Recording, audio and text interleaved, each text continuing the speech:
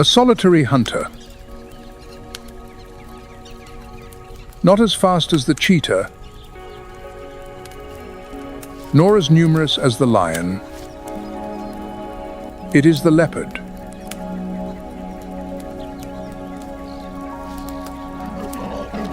Moving silently through the tall grass, it glides between shadow and moonlight, a perfect veil for an ambush.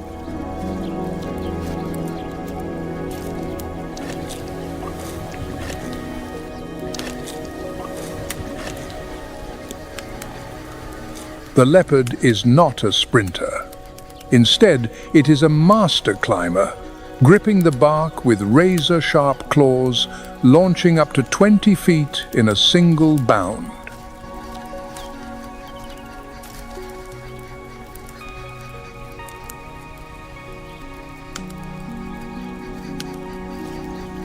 Its golden eyes burn in the darkness, amplified by the tapetum lucidum, a natural form of night vision.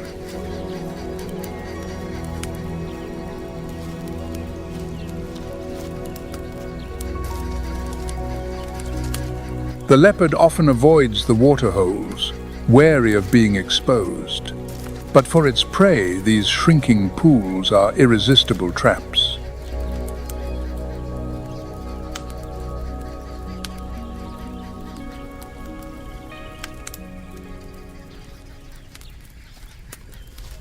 Patience defines the leopard. It can wait for hours for its prey to draw closer, measuring every sound, every shift of the wind until the strike is certain.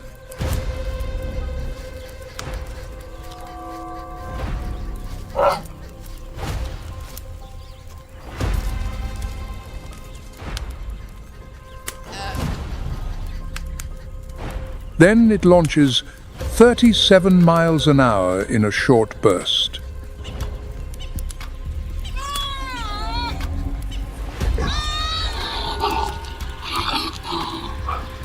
Its jaws clamp onto the throat or the spine of its prey. What sets it apart is not just the strike, but what happens next. With phenomenal strength, it hauls its prey, sometimes heavier than itself, up into the high branches of a tree.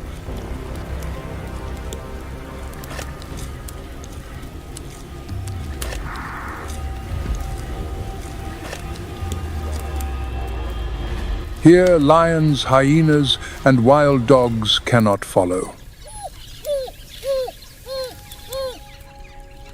Only the leopard, in its solitude, enjoys its feast in silence.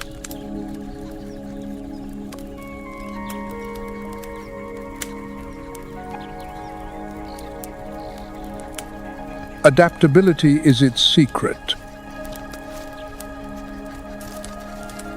From rainforest to desert, it eats almost anything.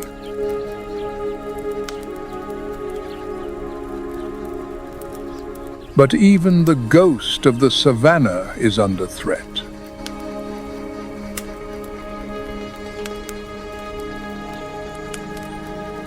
Once widespread across Africa and Asia, the leopard has vanished from 13 countries and is critically endangered in 7 others.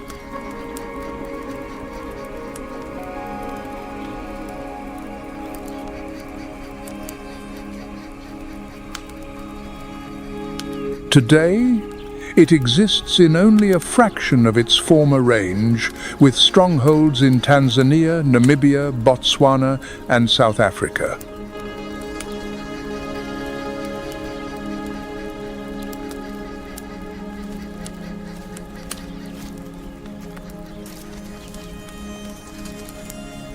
Today, it exists in only a fraction of its former range, with key strongholds remaining in vast areas like Tanzania, Namibia, Botswana, and South Africa.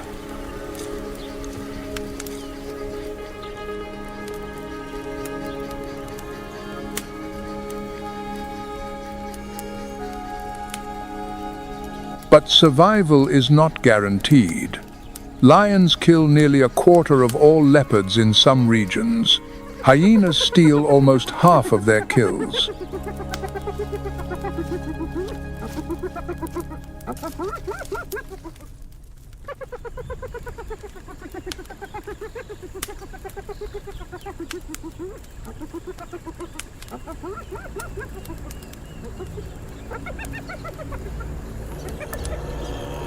For centuries, the spotted hyena has borne the reputation of a mere scavenger.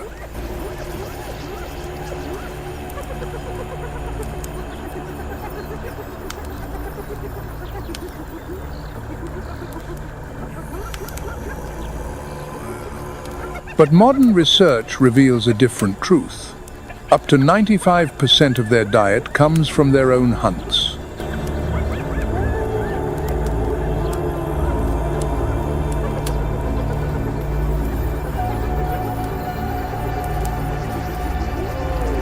Unlike the lion or the cheetah, which rely on explosive bursts and surprise ambushes, the spotted hyena is built for endurance.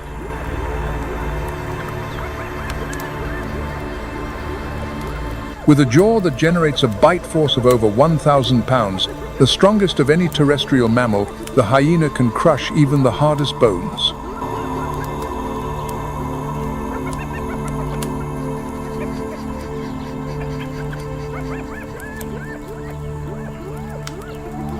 They pressure their prey as a collective, communicating with their strange laughs and whoops.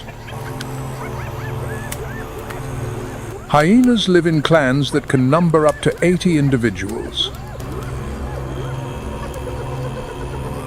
They are ruled not by the males, but by the dominant females.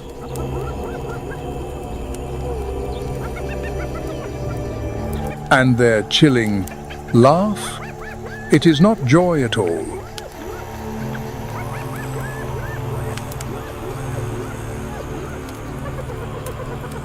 This sound is usually made during moments of social stress or high excitement, such as a dispute over a carcass.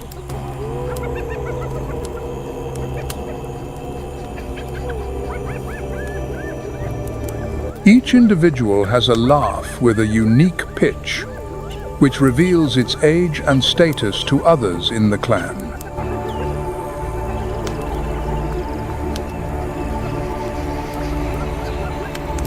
It is a complex social bulletin encoded in a sound we often mistake for brutality.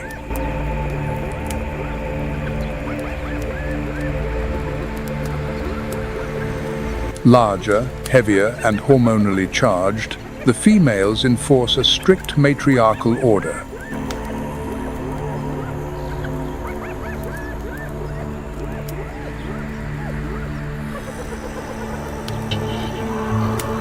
With their numbers, hyenas challenge any rival, even lions. Their clans hold territories that stretch for hundreds of square miles.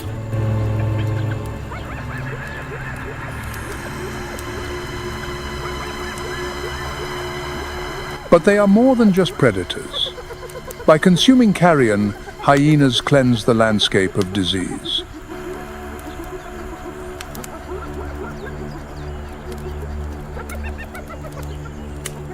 By culling the herbivore herds, they shape grazing patterns, which in turn shapes the vegetation.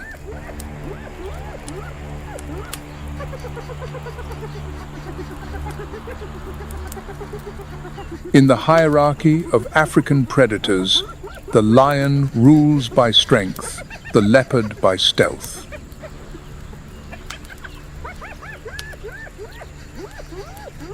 The spotted hyena rules by unity, endurance, and the ability to seize every opportunity.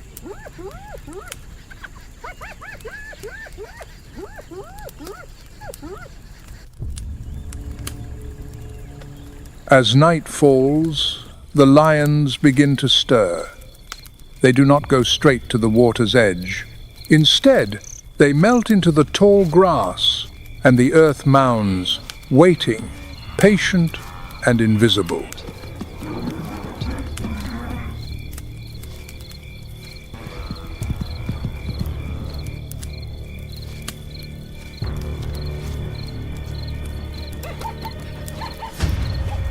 The lion is the only big cat that lives and hunts in a pride.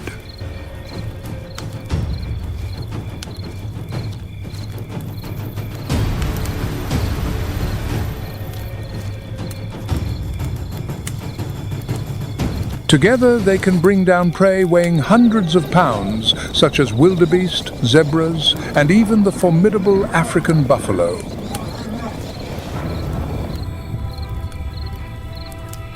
Tonight, at a shrinking waterhole, a black rhino is struggling in desperation.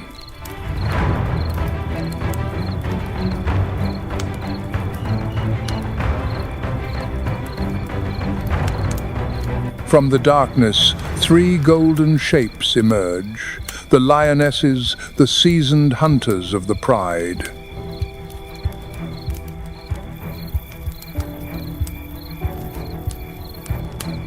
A lioness lunges, sinking her teeth into its flank, but the rhino's nearly 2-inch thick hide holds firm.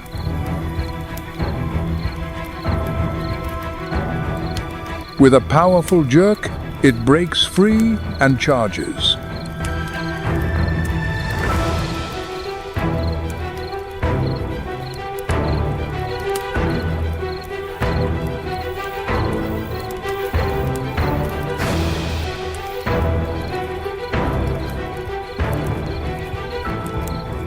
The hunters scatter. Tonight, the giant has escaped.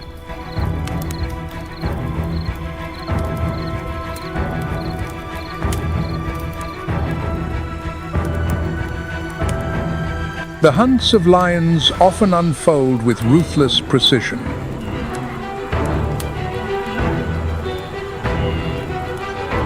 A few silently circle behind the herd, driving the prey into the waiting jaws of their companions.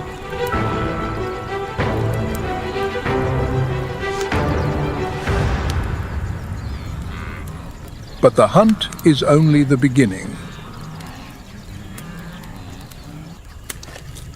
When the prey is down, the male will come to claim his share first, asserting his dominance as he guards the feast from scavengers like the spotted hyena.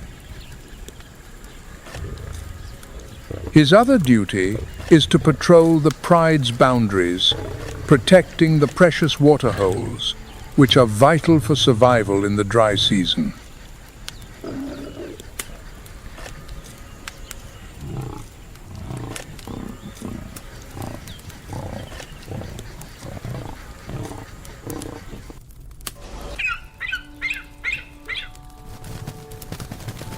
What the lions leave behind is not wasted. The carcass becomes a feast for the scavengers.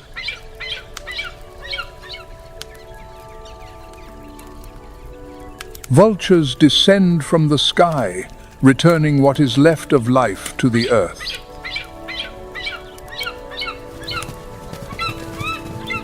High above, these masters of the sky patrol in circles at altitudes of 1,600 to 4,900 feet.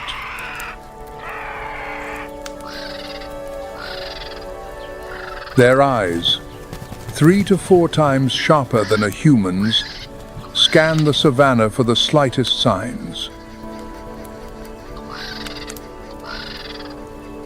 When one vulture descends on a carcass, others, even miles away, follow in a silent chain of signals. When a predator abandons its kill, the savanna soon stirs with dark wings.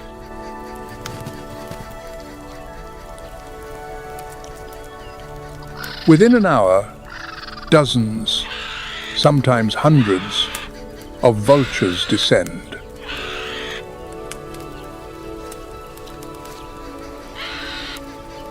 Every feature of the vulture's body is sculpted by evolution for one purpose: to scavenge.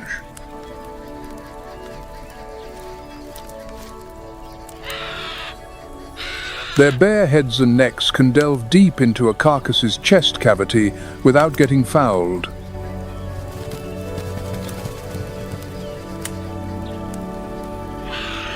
The hooked beak tears through the toughest hides of buffalo and giraffe, while the rough tongue scrapes the last shreds of muscle from the bone.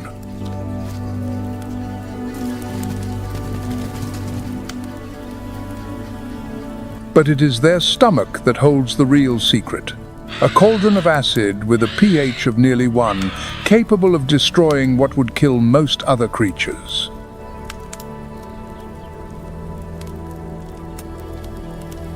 Anthrax bacteria, rabies virus, botulinum toxin.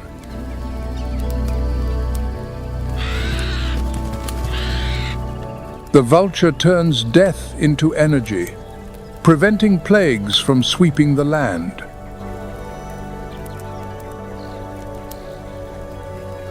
They do not just eat the dead, they sterilize it.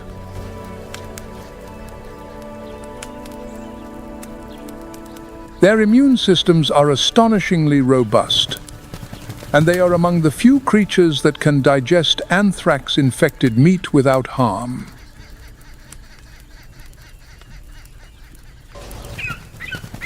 In fact, their droppings have a sanitizing effect on the soil around a carcass.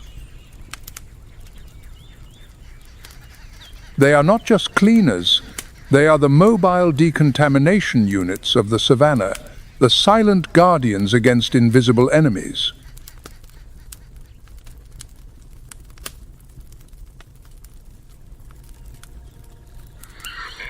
At the waterhole, competition erupts, not just between different vulture species, but with another phantom of death, the marabou stork.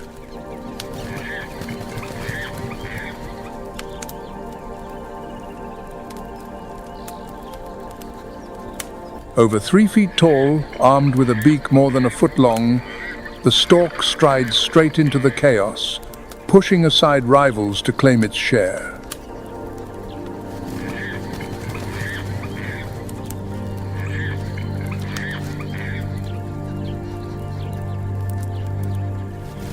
Like the vulture, its design speaks of survival. A bald head, a dagger-like beak, and a strange, inflatable gular sac.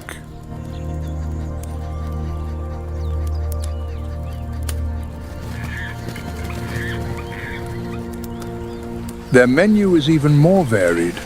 Fish, frogs, lizards, eggs, even rubbish near human settlements. They are the ultimate opportunists.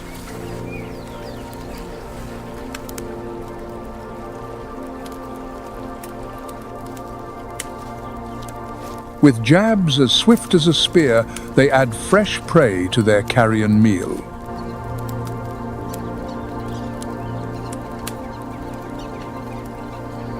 Together, the vulture and the marabou stork embody nature's final act.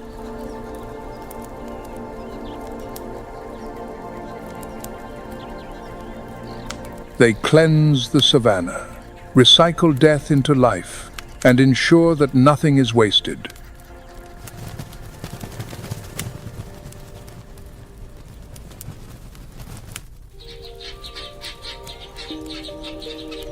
Unlike the larger, more cautious antelopes, the helmeted guinea fowl burst onto the scene with their characteristic hustle and boundless energy.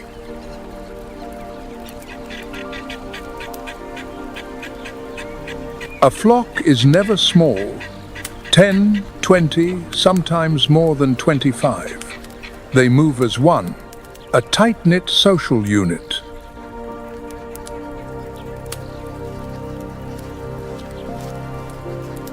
Their calls are never silent. Loud, rhythmic calls fill the air, keeping the group connected and warding off danger.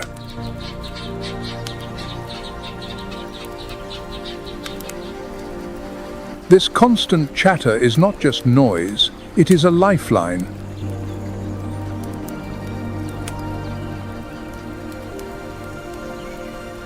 Impalas, wildebeest, even zebras benefit from their vigilance. A single alarm call can carry for 164 yards. Though they have wings, they rarely waste them. When danger strikes, they run fast, coordinated, and relentless.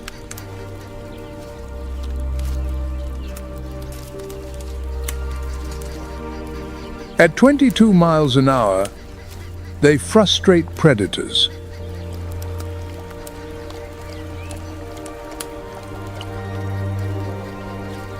Guinea fowl are also shapers of the land.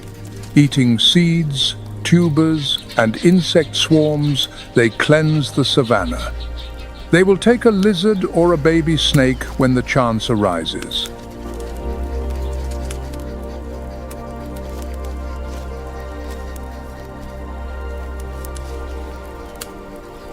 They are everywhere. South Africa, Botswana, Namibia, Zimbabwe, Angola.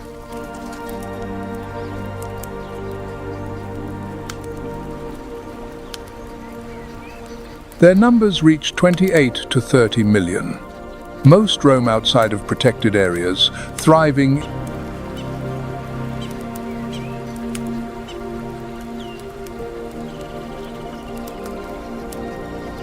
when the dry season closes in. They gather around the last waterholes.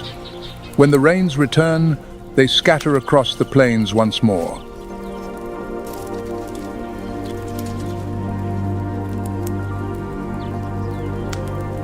The guinea fowl, noisy, relentless, indomitable, is not just a part of the savanna.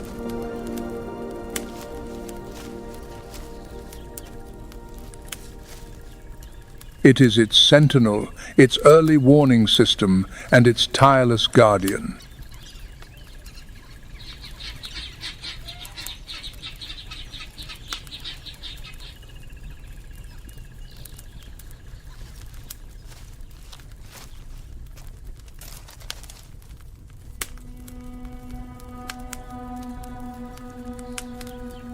At midday on the African savanna, the sun bakes the earth, and the shade of a tree becomes a rare treasure.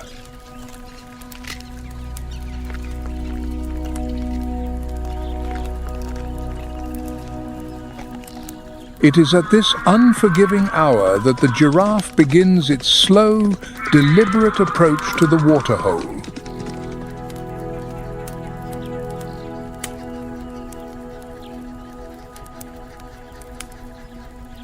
Unlike other herbivores that prefer the safety of dawn or dusk, the giraffe chooses the heat of noon, a time when lions, leopards, and hyenas retreat to rest.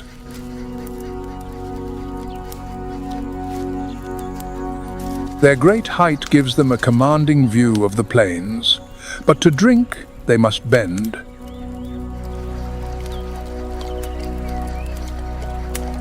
A giant folding itself, a frame stretched and exposed.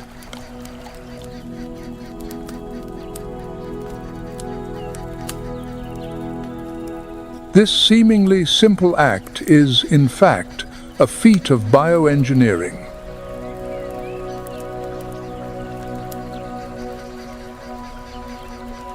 To pump blood 16 feet up to its brain, a giraffe's heart is a phenomenal machine, weighing up to 24 pounds and generating blood pressure twice that of a human.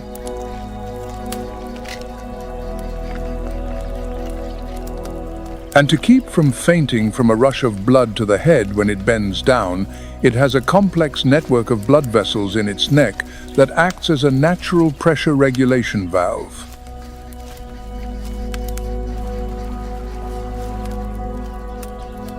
Every sip is not just an act of quenching thirst, it is a confrontation with the laws of physics itself.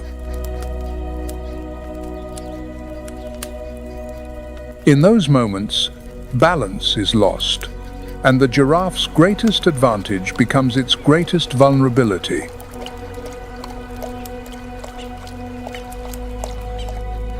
They never linger. Each drink is fleeting, measured in seconds. Bend, drink, raise, watch, listen, then bend again.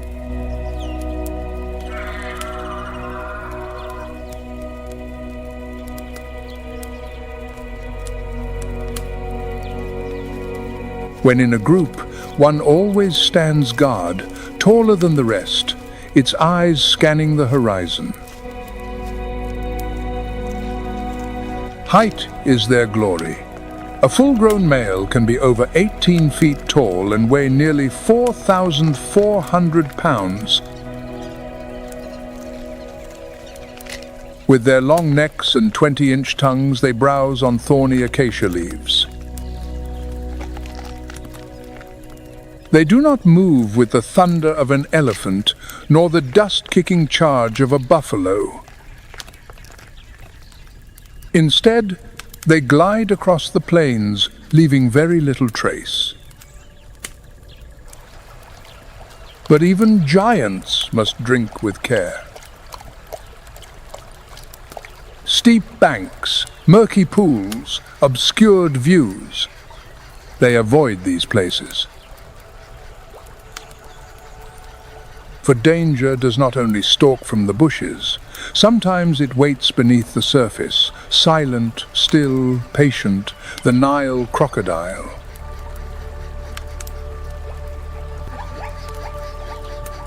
These tall herbivores are cautious and calculated in every move. And so, every drink becomes a ritual of survival. Bend, drink, raise, watch.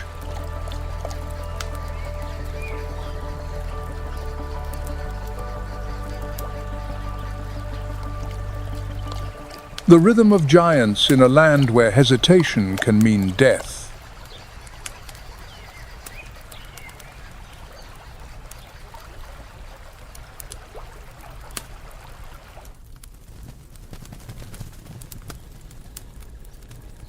As the sun climbs high, the savanna hardens under the heat.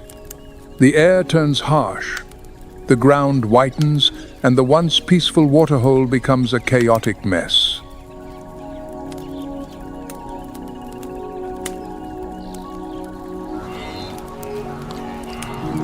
Zebras, wildebeest, buffalo, herd after herd pushes forward, churning the shallows into a thick, muddy soup.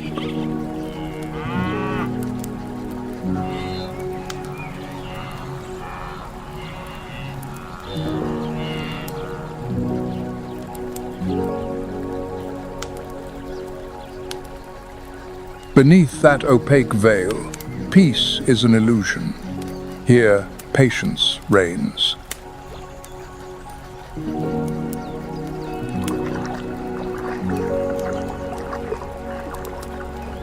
A ripple, a pair of nostrils, the glint of an unblinking eye, the sign of the Nile crocodile.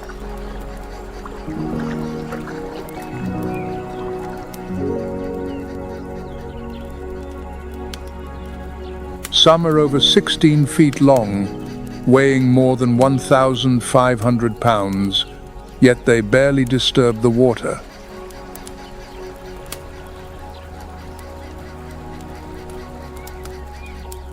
Their scaly hides mirror the mud, their stillness as absolute as stone.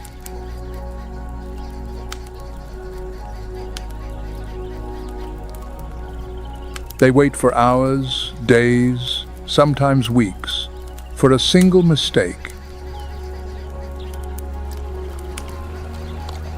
A lowered drink from an antelope, a moment of lost vigilance, then an explosion. A lunge at 40 feet per second, the prey is dragged under before it can cry out.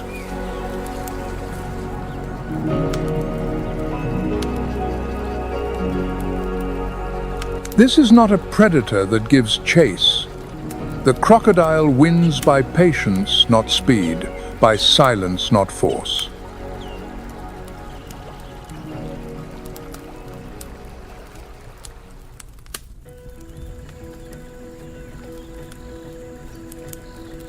As the dry season wears on, the hippopods begin their slow march towards the last remaining waterholes.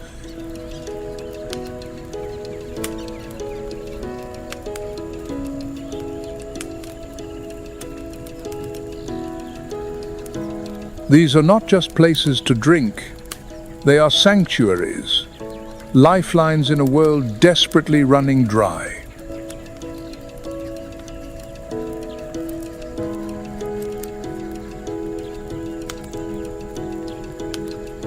At midday, when the air sizzles above 104 degrees, the hippos submerge themselves.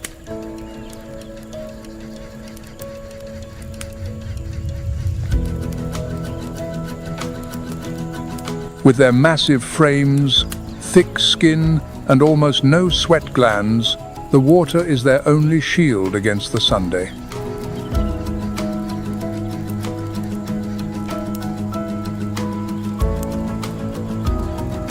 Each adult can weigh over 3,300 pounds, and yet, in the water, they move with a surprising grace.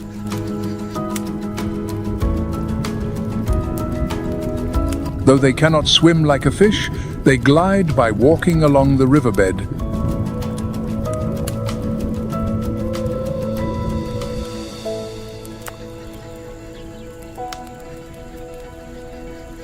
As space shrinks, tempers flare.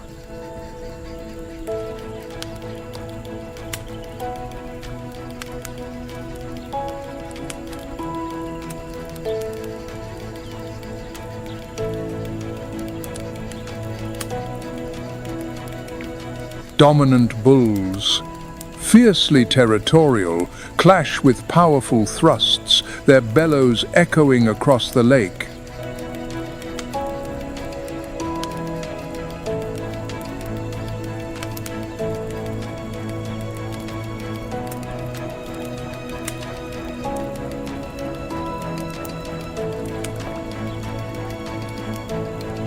Territory marking is crucial. The hippo scatters its dung by wagging its tail, a unique communication system, asserting sovereignty, warning off rivals.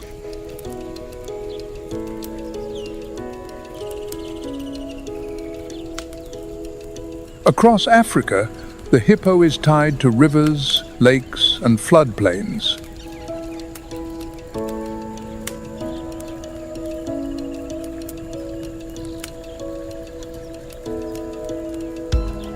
However, their range has shrunk in recent decades. Today, only about 115,000 to 130,000 remain.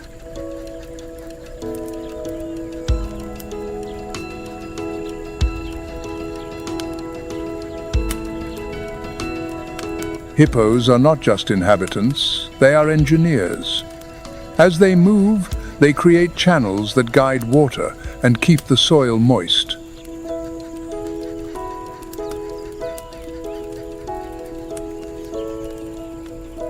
Their waste, though it sometimes depletes oxygen, nourishes the bottom-dwelling organisms and fish.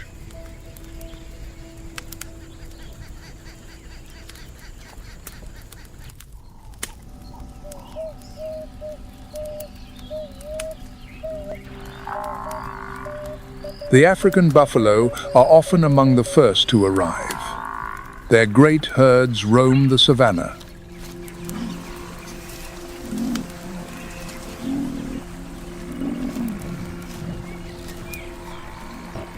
Once numbering over 500,000, their numbers have dwindled due to habitat loss, relentless hunting, and the pressures of climate change.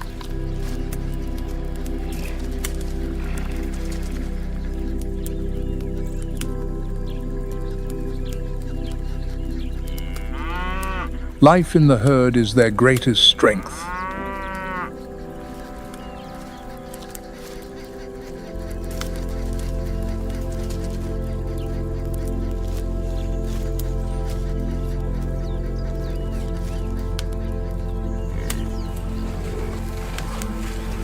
From a few dozen to 1,000 strong, the buffalo live by a strict hierarchy, cemented not by bloodline, but by ritualized horn-clashing contests.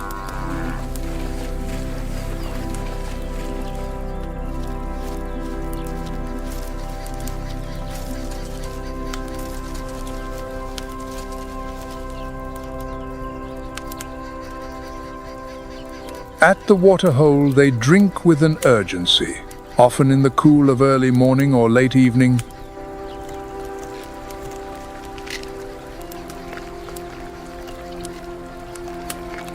They wallow in the mud, coating their bodies in a natural armor against insects and the heat.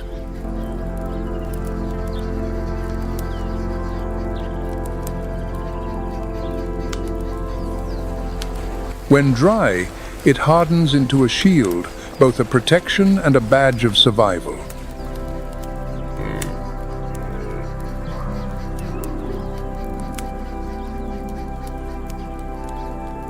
But the waterhole is not a sanctuary, it is a battlefield. Here, the African buffalo face rivals as formidable as themselves.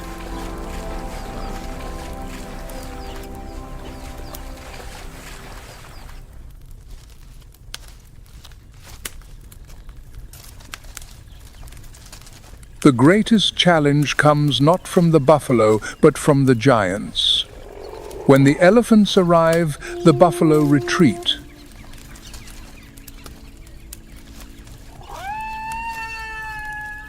Against the largest land animal on Earth, even these giants know their limits.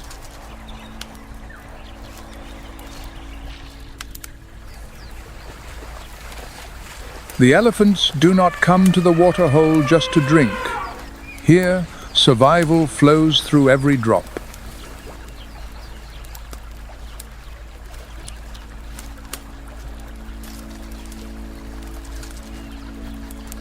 The pools are a place to cool their massive bodies, to care for their skin, and to nurture the bonds that hold the herd together.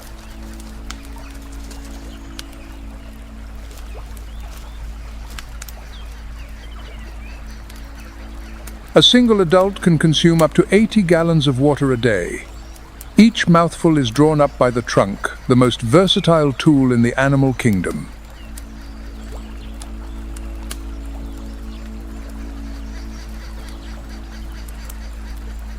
These waterholes are not just wells.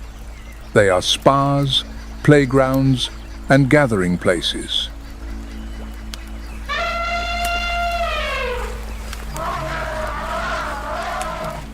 Adults bathe and spray each other. Calves frolic in the shallows.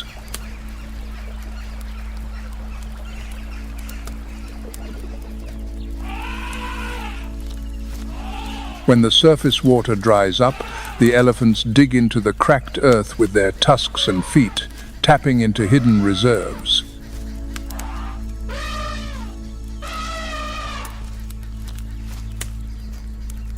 In doing so, they provide water not just for themselves, but for countless other creatures.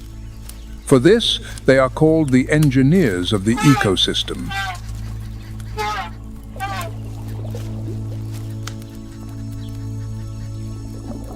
The giants of Africa are scattered across the continent, numbering around 415,000.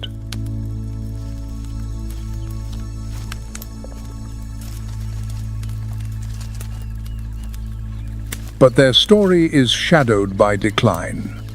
The savanna elephant has fallen by 70% since the 1960s.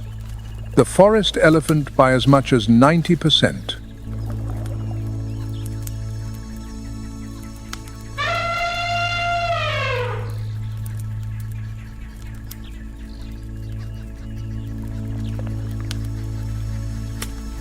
As the seasons turn, the elephants march with the rains. In the dry months, they return faithfully to the most reliable water sources. Some herds in Botswana travel over 186 miles to reach the Chobe River.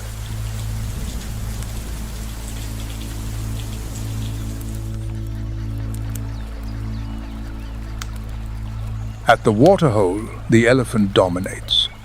Their rule can be stern, even aggressive, but it ensures the survival of the herd.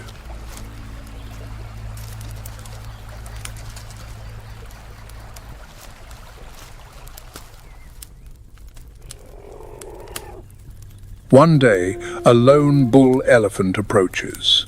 Waiting at the water's edge is a black rhino. muscles tensed, horn glinting. It refuses to drink, refuses to move. The elephant pauses, exhales, and kicks dust into the air, a warning. But the rhino holds its ground. The stillness is broken. From the woodland comes the sound of snapping branches like war drums. More bulls emerge, silent, massive, unstoppable. The rhino hesitates, then yields. Step by step, it backs into the shadows, ceding the water to the true giants of Africa.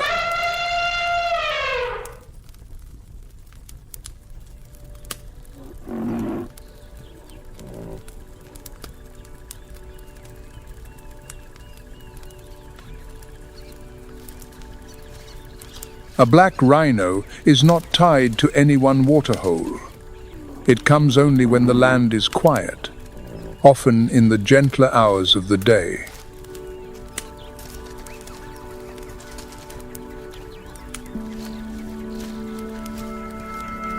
Its visits are brief, just long enough to drink its fill before melting back into the surrounding bush.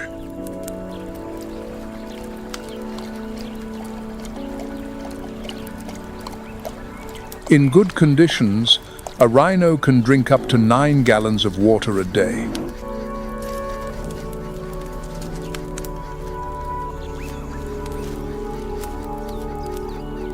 But when the land is parched, they can endure for days without a single drop, drawing life from the moisture hidden in leaves and young branches.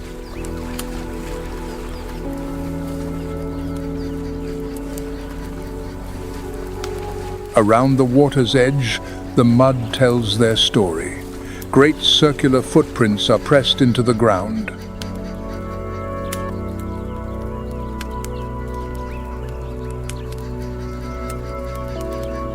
Here they wallow, rolling their massive bodies so that every inch of skin is coated in a cool layer of mud.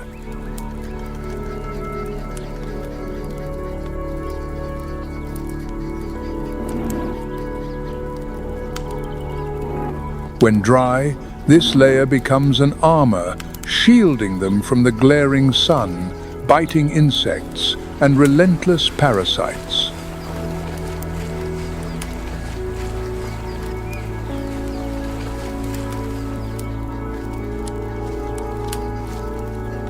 Though solitary, the black rhino leaves its message at the waterhole. Dung piles and sprayed urine form an invisible language.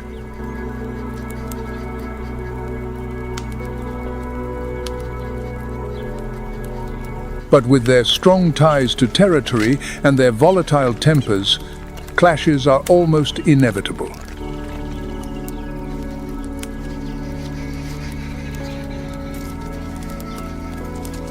When two rhinos meet, a tense standoff can explode into a violent battle.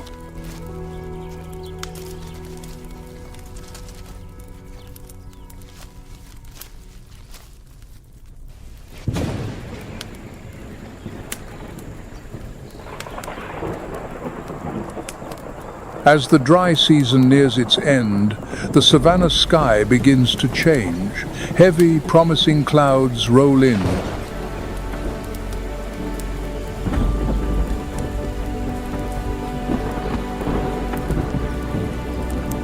The first drops fall, gentle, scattered.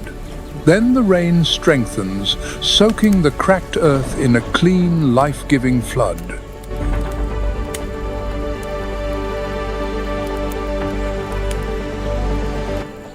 The waterholes are transformed before our eyes. The once shrinking mud pools now swell and overflow. Some merge, creating vast wetlands.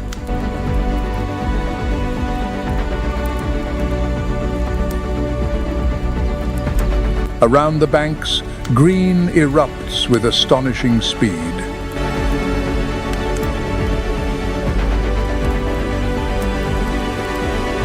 In just a few weeks, fresh grass carpets the ground, soft young and rich in nutrients.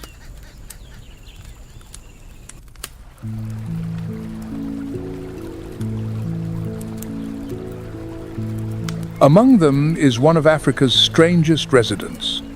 Nicknamed the Jesus bird, the African jacana appears to walk on water.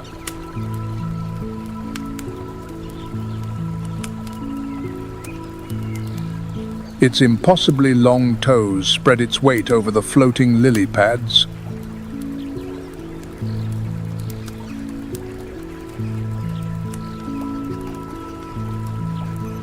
The rainy season is its kingdom. The shallow, plant-filled waters become both its hunting ground and its breeding territory.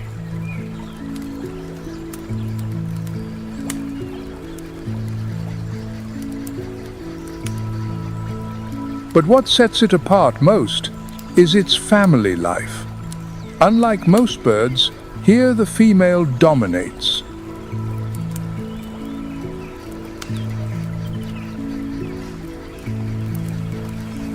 Larger, more colorful, and fiercely territorial. She mates with multiple males, leaving each one in charge of a clutch of eggs.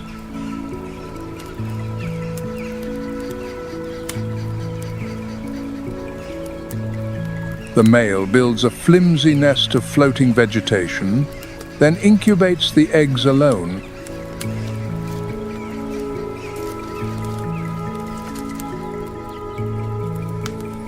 When the chicks hatch, they can walk within hours. The father's role, however, is far from over.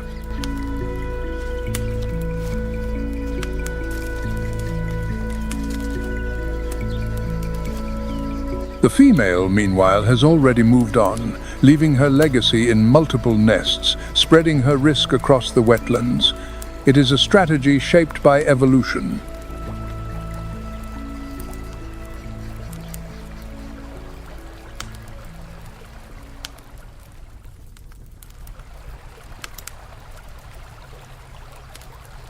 After the African jacana's delicate dance on the water, the savanna changes once again.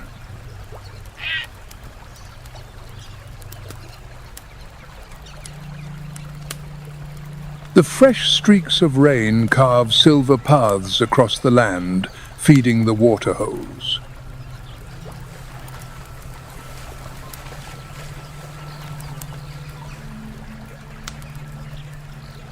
And in this new quiet, a dark figure appears. The grey heron, tall, silent, and dignified. Nearly 3 feet tall with a wingspan of almost 6.5 feet.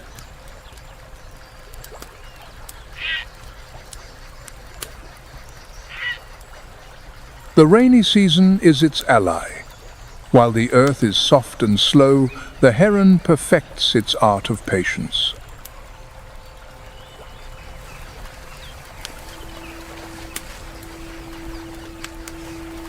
It does not chase. It waits, balanced on one leg, motionless for minutes, sometimes hours.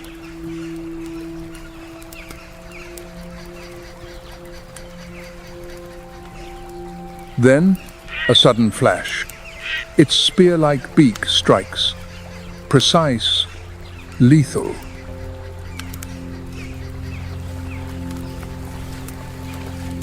The prey is impaled or swallowed whole before the ripples have faded.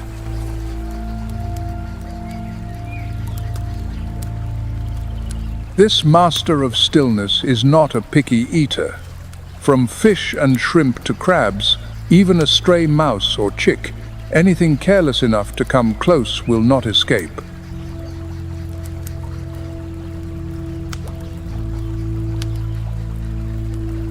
But survival is not its only mission. When the breeding season arrives, the solitary hunter becomes part of a colony.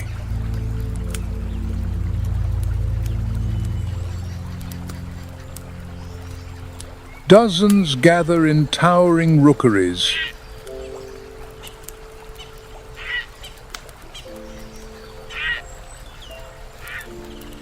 From the Okavango Delta to Table Bay, wherever the rains collect, the grey heron waits, patient, silent, deadly.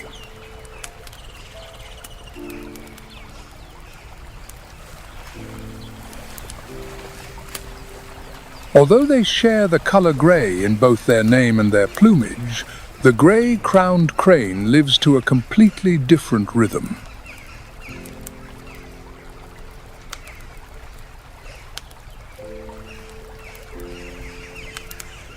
As the first rains soak the savanna and the shallow pans return, these cranes descend with outstretched wings.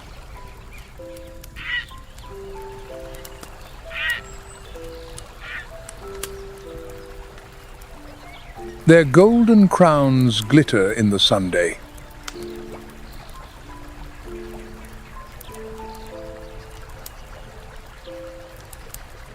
Unlike the silent heron, the crane rarely stands still. It paces the water's edge.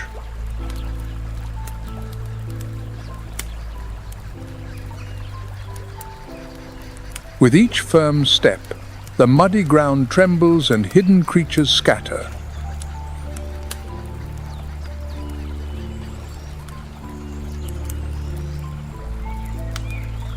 Frogs leap, insects burst from cover, and in that instant, the crane's sharp beak strikes with high precision.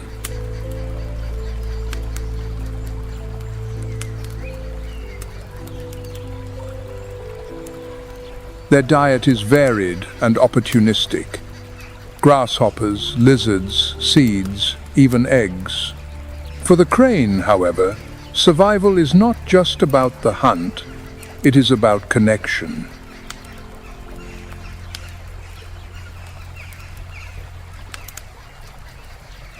On the flooded plains, pairs and small family groups gather.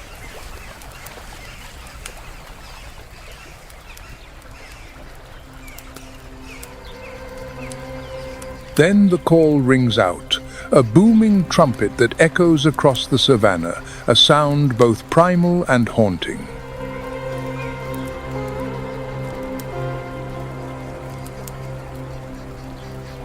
And the dance begins, a ritual of leaps and bows, wings spread wide in a living ballet.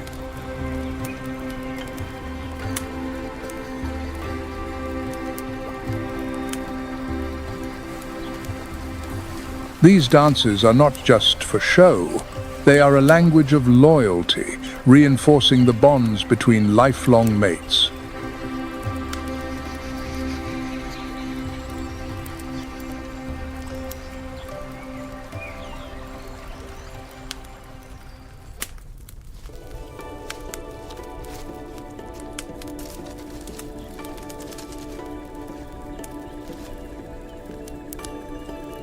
Though not a long-distance migrant, the gray-crowned crane follows the rains, moving seasonally in search of water and greenery.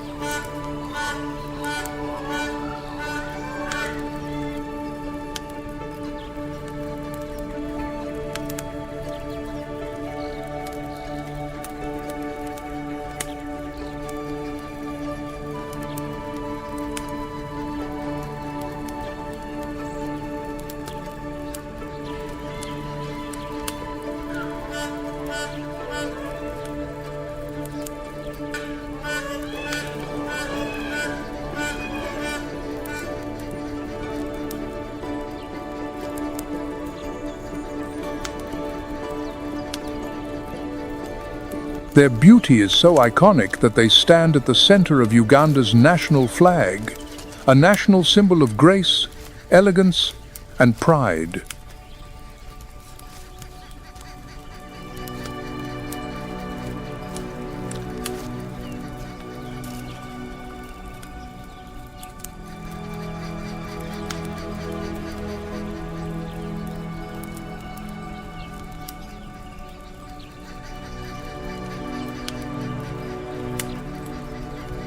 In the wild, they can live for up to 25 years.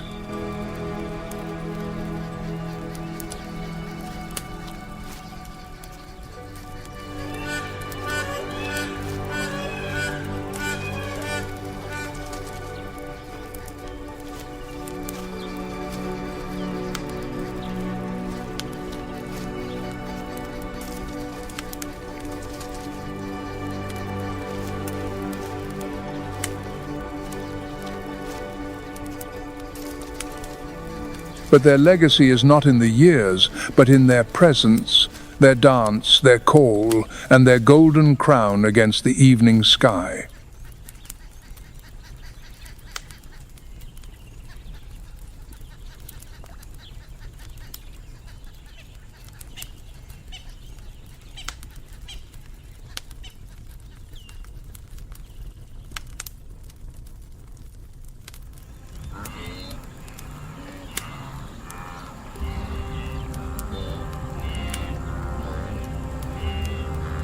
The arid ground of Ocauquejo trembles under the heavy, steady hooves of a herd of blue wildebeest.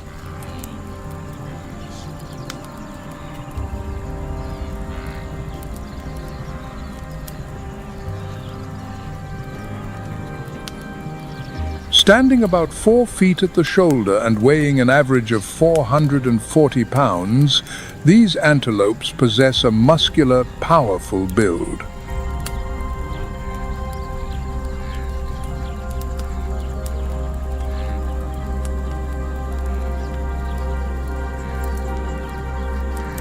Despite their cumbersome frame, blue wildebeest are surprisingly agile.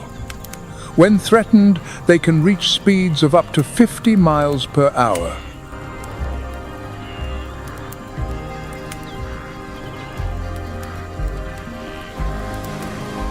These animals live in herds, from a few dozen to several thousand.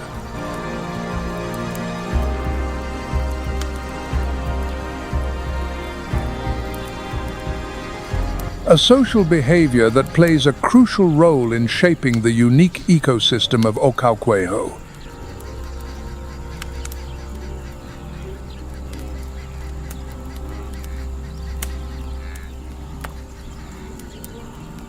As specialized grazers, blue wildebeest primarily feed on the short grasses that grow quickly after the rains.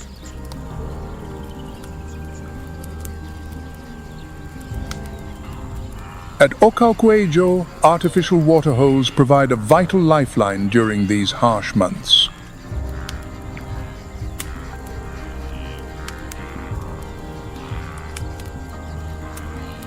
The wildebeest often gather at these drinking spots in the early morning or late afternoon.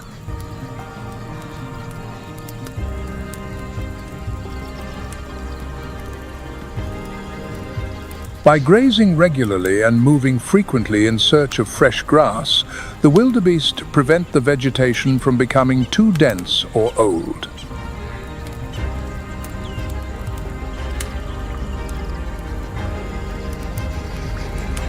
Their feeding habits encourage new plant growth, allowing the landscape to renew itself after each rainy season.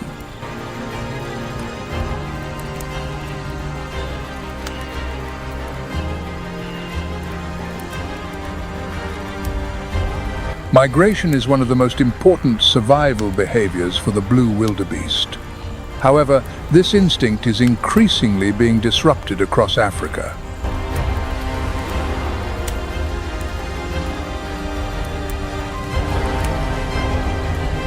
Man-made barriers, an expanding road network, and land development have fragmented their habitat.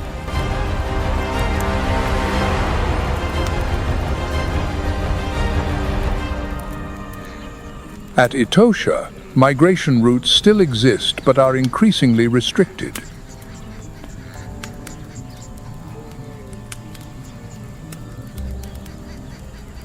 Scientists warn that as migration corridors shrink, isolated herds face the risk of declining genetic diversity, an invisible but serious threat to the species' long-term adaptability.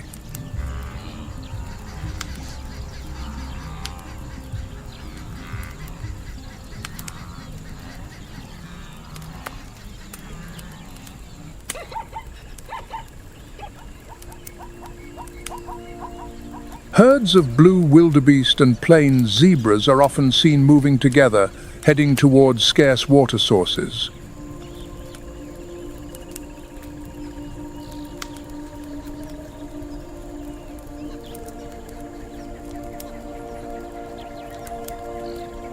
As a medium-sized species among Africa's wild equids, the plains zebra stands about 4 feet at the shoulder and can weigh up to 770 pounds.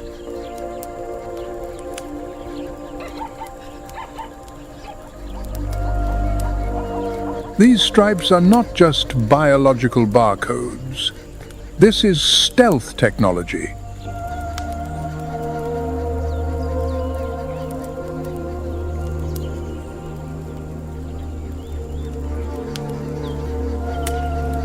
To the compound eyes of blood-sucking flies and colorblind predators, the movement of hundreds of black and white stripes creates an optical illusion called motion dazzle, making it impossible to single out a specific target.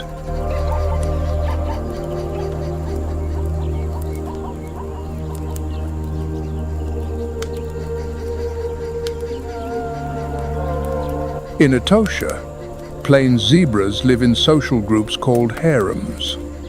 Small units consist of a dominant stallion, several mares, and their offspring.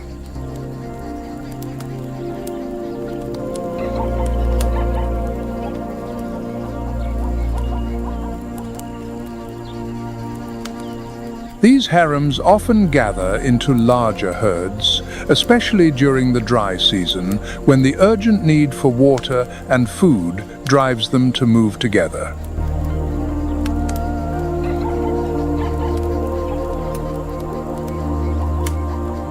Seasonal migration is a characteristic survival strategy of the plains zebra.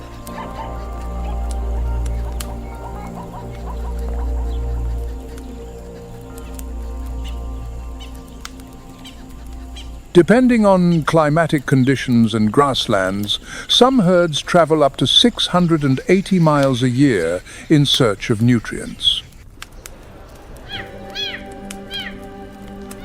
However, the Ngorongoro crater is not just a sanctuary for flamingos and black rhinos, it is also an enclosed domain where predators reign.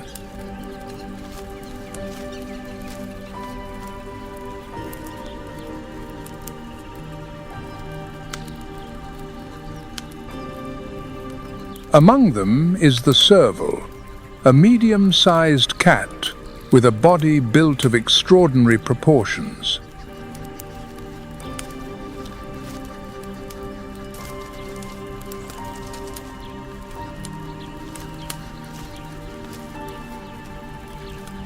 Its long legs, especially the hind limbs, give it an impressive shoulder height of nearly 2 feet.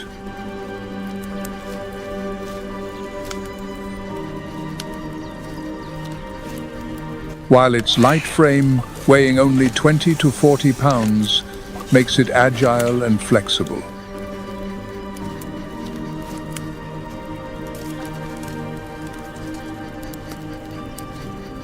Its oversized ears, erect like twin satellite dishes, are tuned with exquisite precision, able to catch the faintest rustle in the tall grass.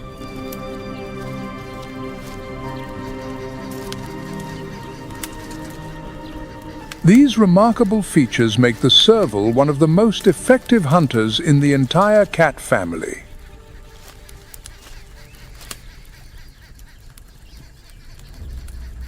On the ever-rustling grasslands of Ngorongoro, this elusive cat has perfected its hunting skills. It freezes the moment it detects prey, usually rodents, ground birds, or small snakes.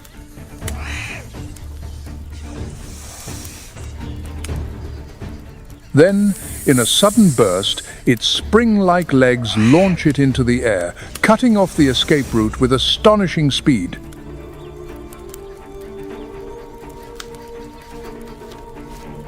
With the longest legs relative to its body size of any cat, a serval can leap 6.5 feet high to catch a bird in flight.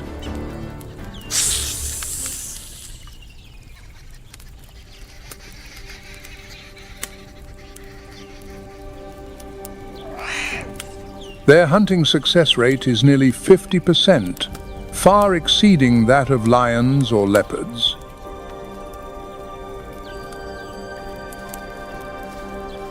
An adult serval can consume an average of 4,000 rodents, 260 snakes, and 130 birds in a year.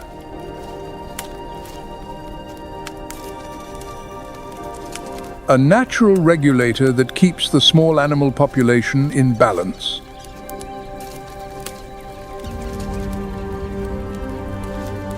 They are most active in the cool hours of dawn and dusk. But for mothers raising cubs, the rhythm changes.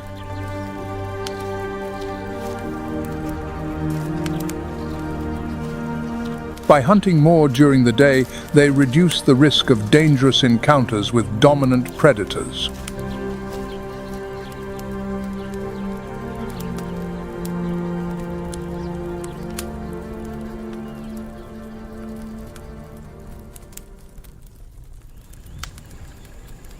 As the sun sets behind the crater rim, deep roars echo across the land.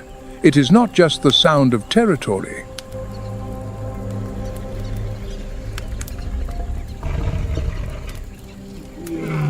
It is a declaration of supremacy, the voice of the lion.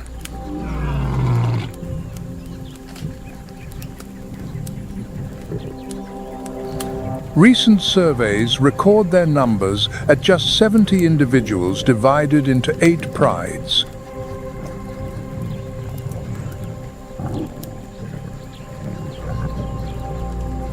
A density of up to 25 lions per 38 square miles, much higher than on the vast plains of the Serengeti.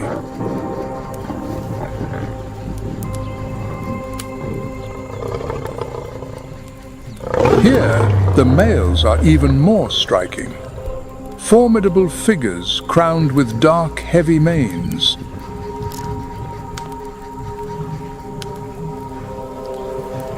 A lion's mane is shaped by genetics, hormones, and climate.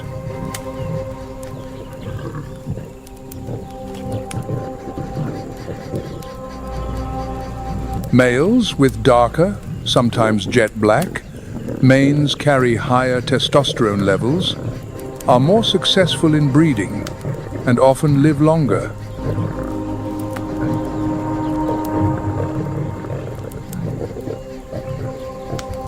In Ngorongoro, over 60% of adult males bear this dark crown.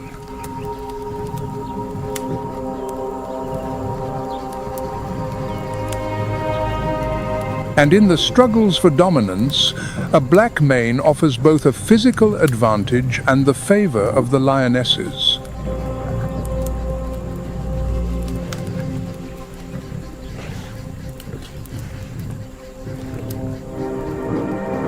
But history has left its mark on this population. In 1962, a plague of biting flies nearly wiped out the lions from the crater.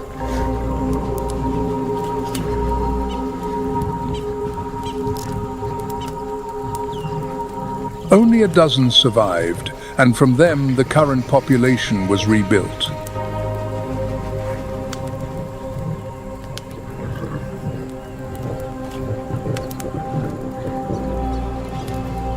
This genetic bottleneck has left them with much lower diversity than the neighboring Serengeti lions. The pressure to dominate is hotter here than almost anywhere else.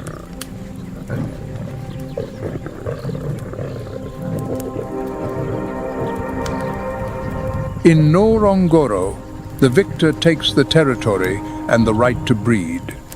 The loser is cast out from the social order.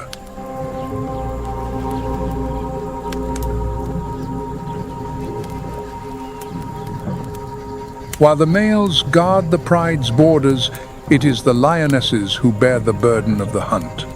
Moving in small, disciplined groups, they weave through the tall grass.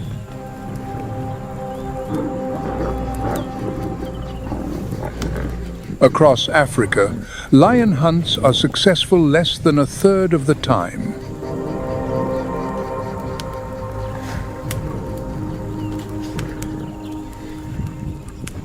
But here, In the fertile basin of Ngorongoro, the prides can push that success rate to nearly 40%.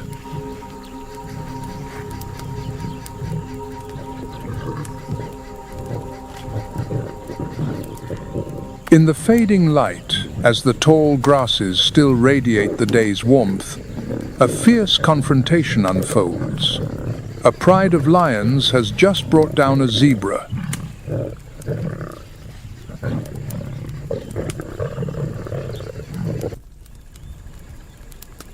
Deep within the Ngorongoro crater, often described as a primeval arena of life, there is a bird bathed in a soft pink hue, as if the sunset itself had spilled across the salt flats.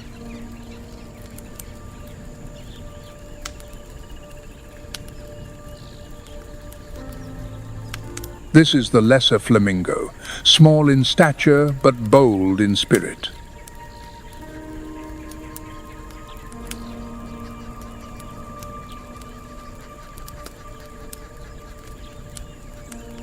For them, Ngorongoro is not just a sanctuary. It is an extraordinary natural banquet in the highlands of Tanzania.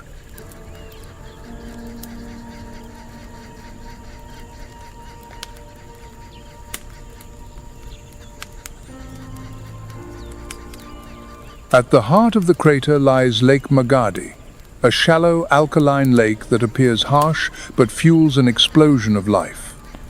Here, cyanobacteria, spirulina, thrives.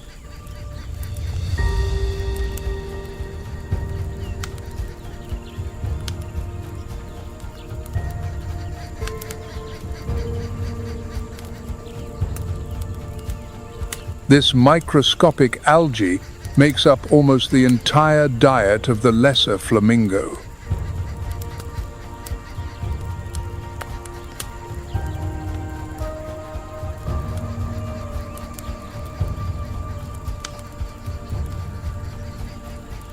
Rich in carotenoids, it dyes their feathers a brilliant pink, as if painted by the equatorial sun itself.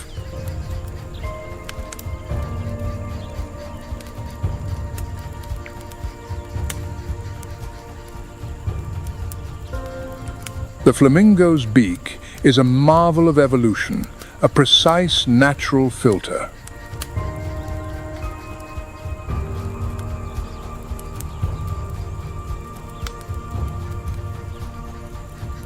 Held upside down in the water, it sifts through countless microorganisms, separating the life-giving algae from the shallow, saline water.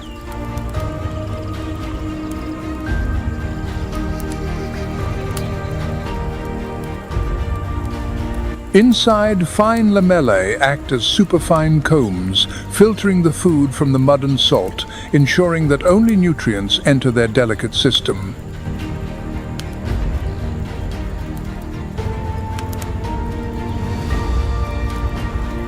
Most are concentrated in the great alkaline lakes of the Great Rift Valley, Lake Natron, Lake Bogoria, Lake Nakuru, and Lake Manyara.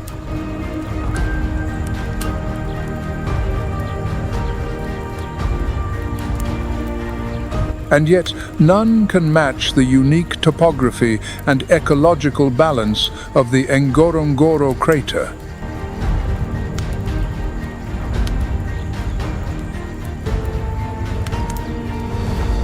For these birds, Lake Magadi is a vital stopover, a safe haven when the larger lakes run dry.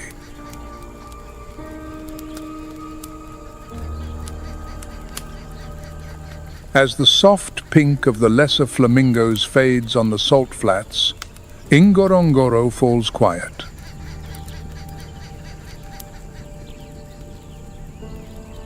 Its vast landscape settles into a silence like an unfinished prayer.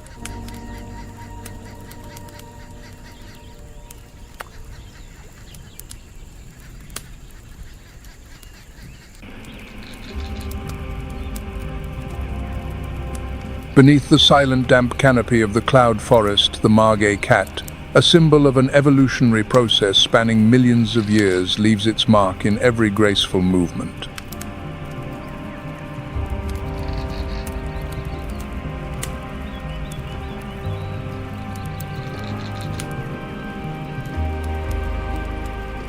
This small feline belongs to the genus Leopardus, which thrived in the Pliocene when the land bridge between North and South America formed, facilitating the migration and dispersal of mammal species.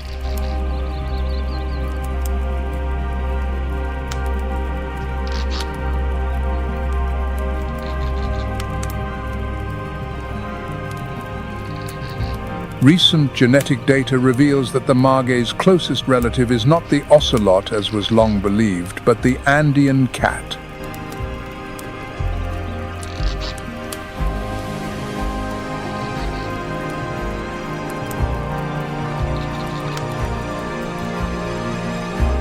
The Darien Gap is a special territory.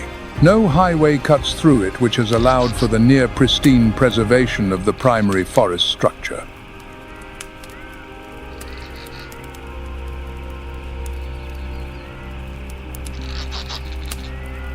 Consequently, it is considered an ideal habitat for wildlife, including the margay.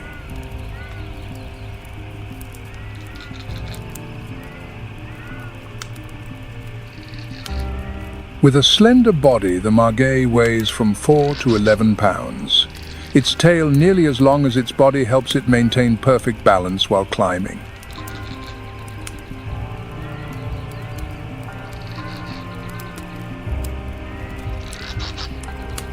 Unique ankle joints allow it to rotate its hind feet nearly 180 degrees, making it one of the most skilled climbing cats in the world.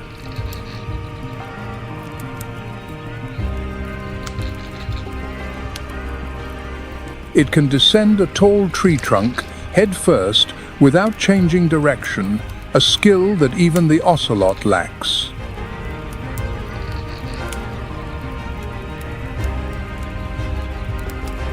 This agility allows it to hunt birds, small monkeys, frogs, lizards, and rodents without leaving a trace.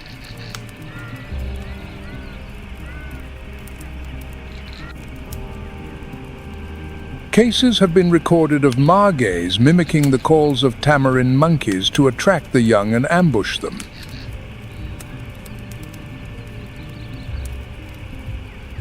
A journey woven from iridescent feathers unfolds amidst the winds of the deep forest.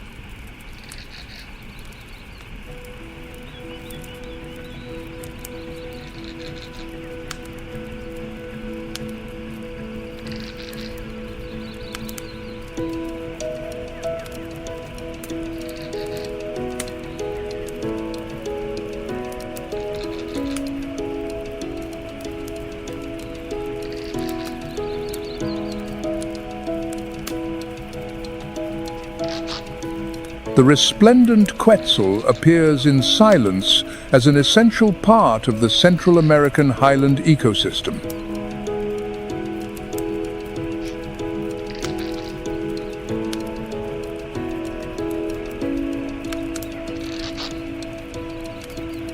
Behind its brilliant plumage lies a series of sophisticated survival strategies and an ancient culture that once tied its destiny to every wingbeat of this majestic bird.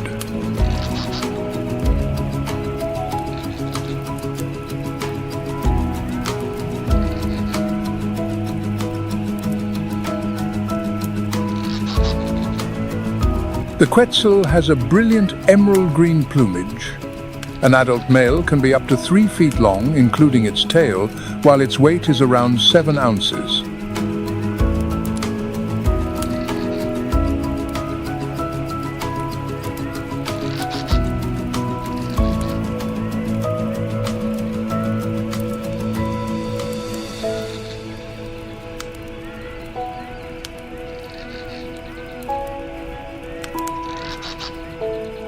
The red on its chest is not accidental. According to Mayan legend, it is the blood of the hero Tekun Uman shed during the resistance against the invaders, which stained its feathers.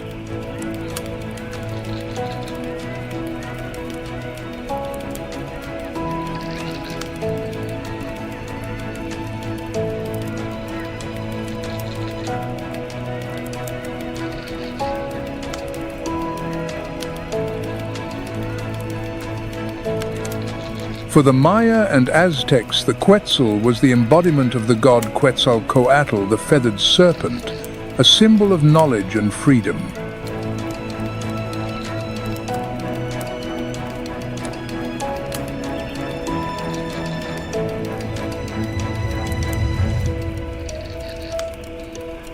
However, that beauty is also an evolutionary burden.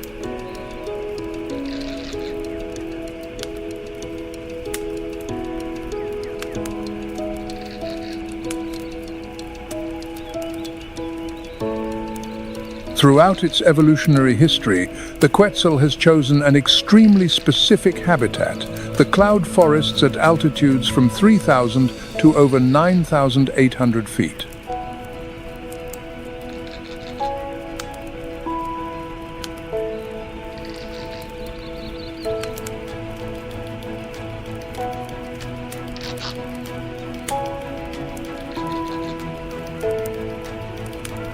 During the dry season, it breeds in the higher regions. When the rainy season arrives, it moves down to lower altitudes, a form of altitudinal migration that very few species can sustain.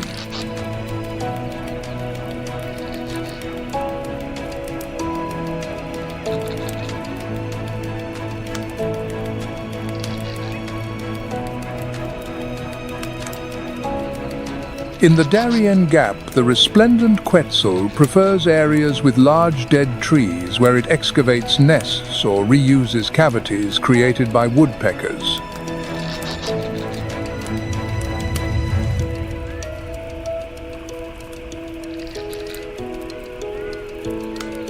The failure rate of nests can be as high as 78% due to predators like toucanates, wild rats, and kinkajous.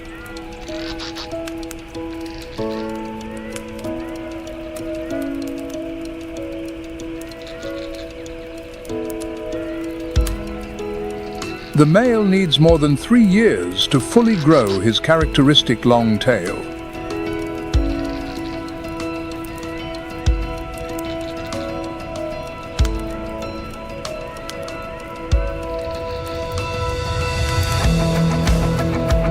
The Quetzal's survival ability lies not in strength, but in subtlety.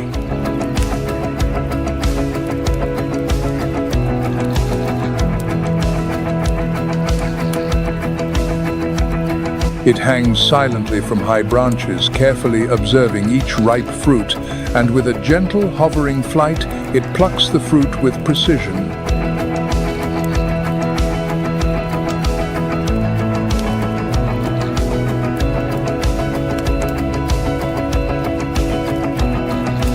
But what makes the resplendent Quetzal an essential species for the cloud forest is its role in seed dispersal.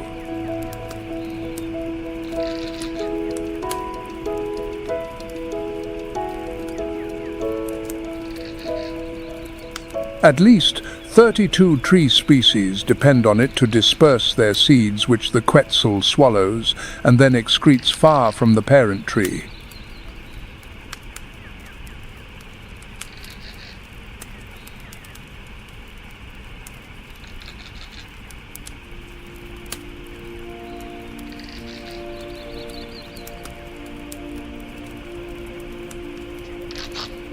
As the cloud forest recedes towards the summit of Cerro Takakuna and the mountain winds soften below, the humid lowland tropical rainforest opens up dense, silent and thick as if untouched.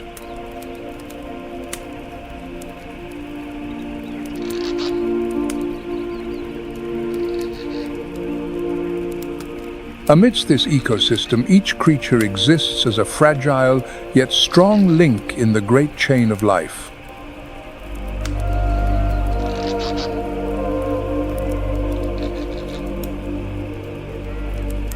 Leaf-cutter ants march in endless lines, carrying fresh leaf fragments back to their nests, cultivating fungi and spreading microorganisms across the forest floor.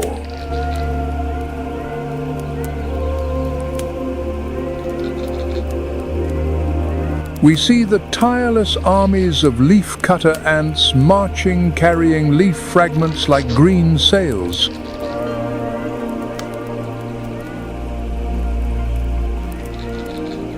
At first glance, it seems they are stockpiling a giant feast of leaves. But the truth is far more astonishing. These ants do not eat leaves at all. Instead, they are master farmers.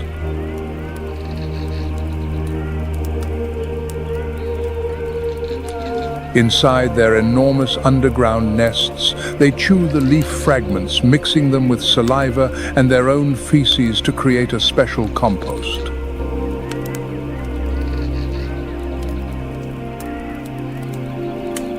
On this fertile substrate, they cultivate a single type of fungus called Locoagaricus gongyliforus.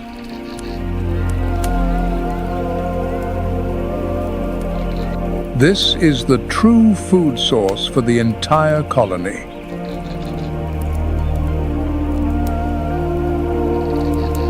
They tend their fungal gardens with incredible meticulousness, clearing away weeds and eliminating harmful molds with a natural antibiotic produced by bacteria on their bodies. This is one of the most complex examples of agriculture in the animal world. An agricultural civilization that existed millions of years before humans learned to cultivate crops.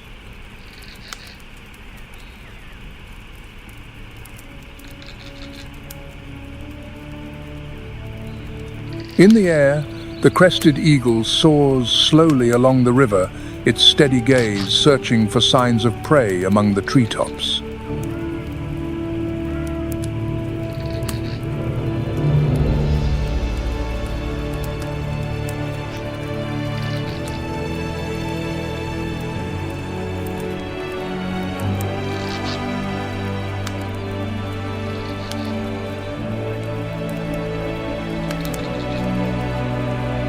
High above, the brown-headed spider monkey moves nimbly from branch to branch, using its strong prehensile tail like a third hand. This primate is one of the key components in the forest seed dispersal network.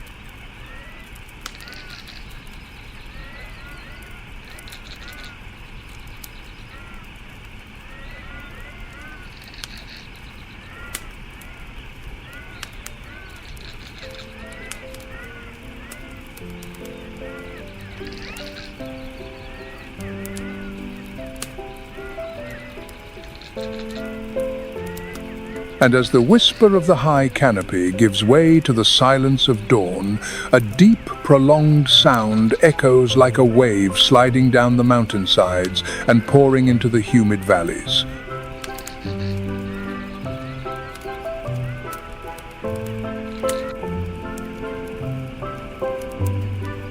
It is the characteristic howl of the Colombian red howler monkey, a biological signal that not only marks the presence of an individual, but also declares territory with a resonance that can travel up to 3 miles.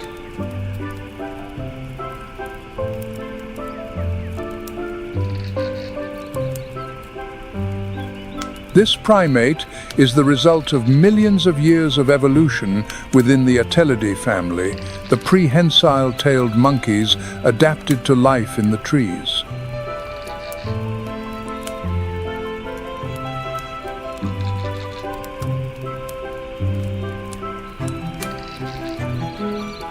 Its body combines strength and agility, measuring from 19 to 28 inches, with an average weight of 16.5 pounds in males and about 14 pounds in females.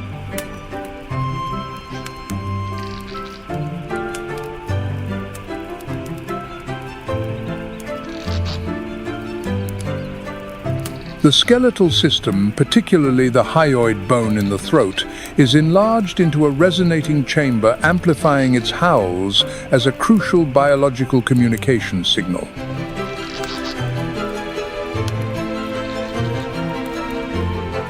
The social structure of the red howler monkey follows a stable and organized pattern. Each group has from 3 to 9 individuals, with 1 to 3 males and the rest females and their young.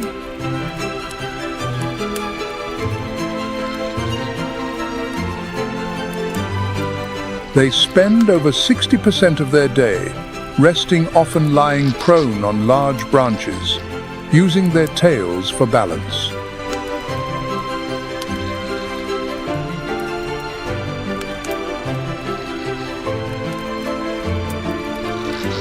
Their diet consists of 44 to 63% young leaves, supplemented with fruits, flowers, bark, and minerals from the soil.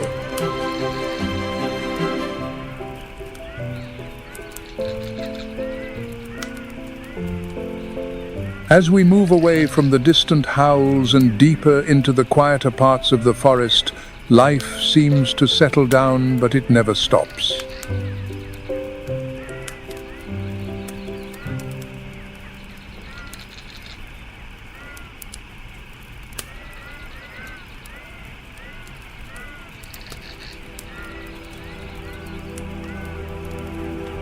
Amidst the leaf litter and faint light, a large round footprint pressed into the damp earth whispers of the stealthy presence of the jaguar.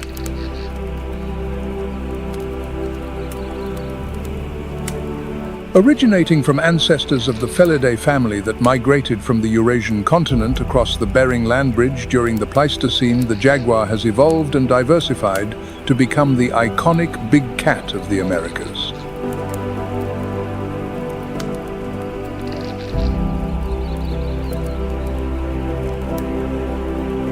With a body length of 4 to 6 feet and a weight that can reach up to 220 pounds, the jaguar is the third largest cat in the world and the largest in the Americas.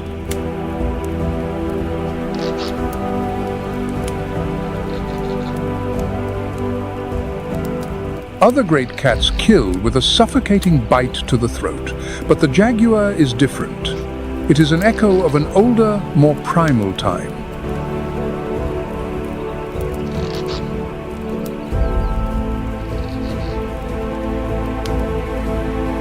Its power is not in the chase, but in the final shocking moment of the kill. It hunts like a reptile, delivering a single skull-crushing bite. A quiet, precise, and devastating conclusion.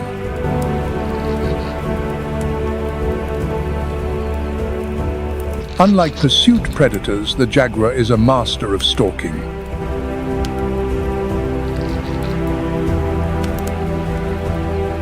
With nocturnal habits, it possesses excellent night vision, keen hearing, and silent movements.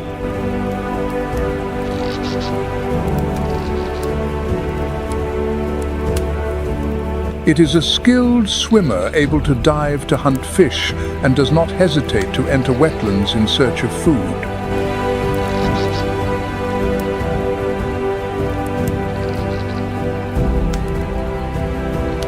Its diet includes over 80 species, from large mammals like peccaries and tapirs to reptiles such as caimans, turtles, and freshwater fish.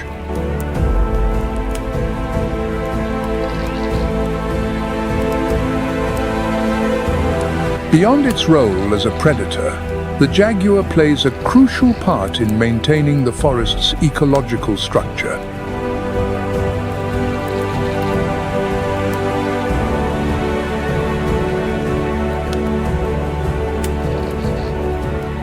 By regulating the populations of ungulates, primates, and medium-sized carnivores like the ocelot, it prevents imbalances in the food web.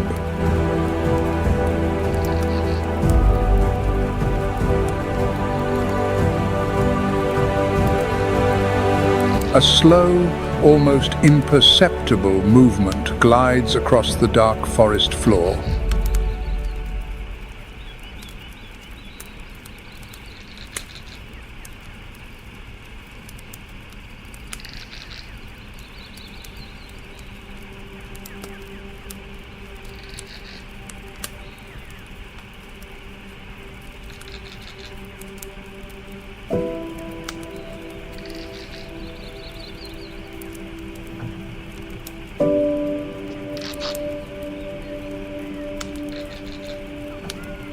An agile body covered in brown scales that blend with the leaf litter, and a tail that gently touches the trunk of a young tree.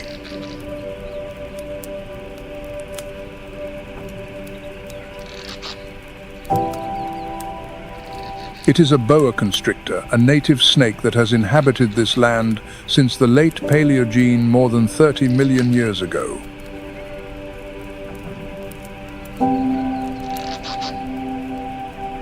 It is a nocturnal species, spending its days hidden among bushes, shallow burrows or rock crevices, and only emerging when darkness covers the forest canopy. The hunting ability of the boa constrictor depends not on speed, but on absolute patience in silent ambushes.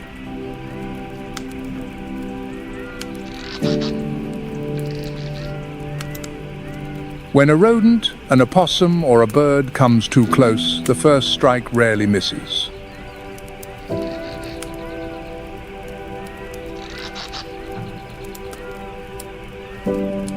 Then come the coils fast, strong, and decisive.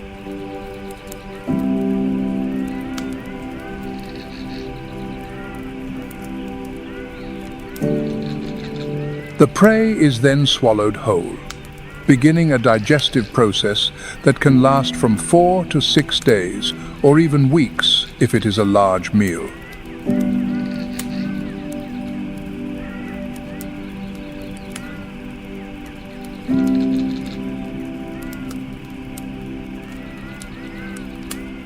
The boa constrictor can fast for months after a large meal thanks to its slow metabolism and extraordinary ability to conserve energy.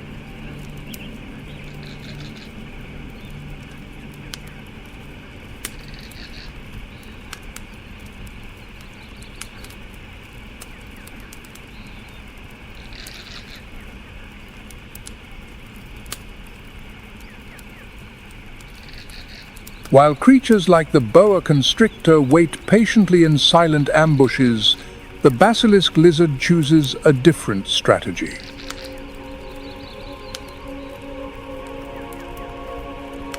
Running on water to escape from predators. A unique response perfected by evolution over millions of years.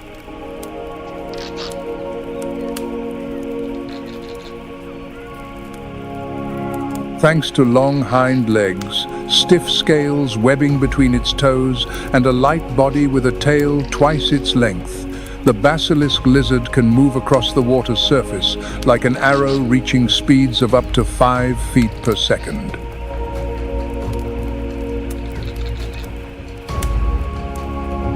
A biomechanical feat that no other reptile on Earth can replicate.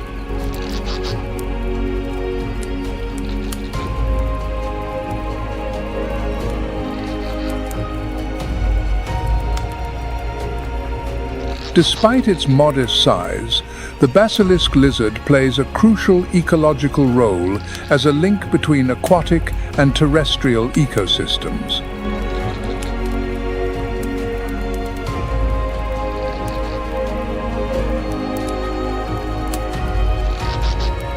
It has no territory or migration, but moves along streams to avoid danger or to find new feeding and breeding grounds after heavy rains.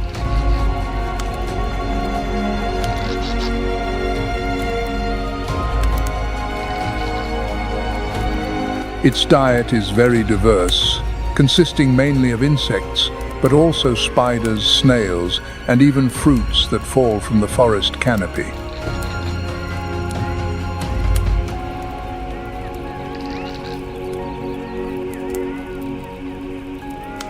But it is not just a hunter. The basilisk lizard is also often the prey of herons, birds of prey, snakes, and large fish.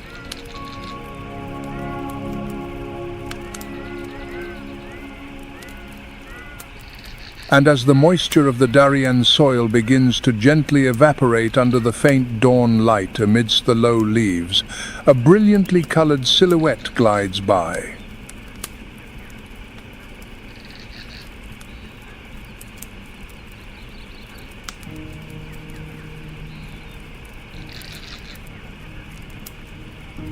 The small but mesmerizing form of the poison dart frog, a member of the Dendrobatidae family, one of the smallest yet most striking creatures in the entire Central American rainforest ecosystem.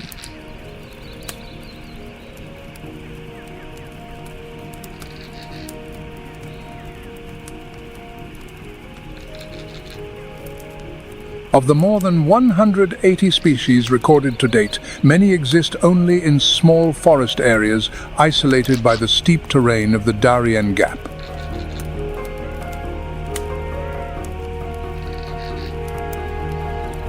Their diversity of colors is the result of millions of years of natural selection, where color became a biological weapon, a visual warning to any predator: I am poisonous.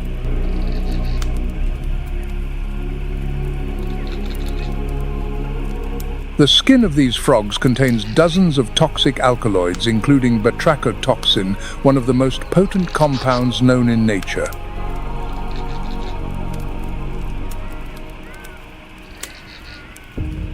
However, the ability to produce this toxin is not innate.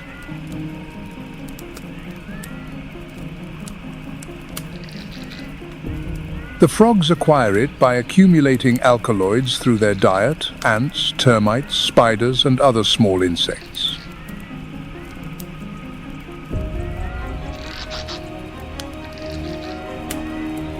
With its vibrant colors and deadly warning, the poison dart frog is a symbol of danger in the jungle.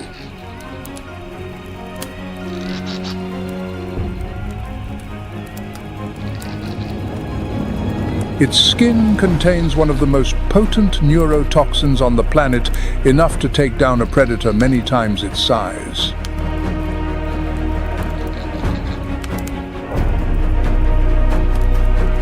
One would think that this frog is a mobile chemical factory producing its own ultimate weapon.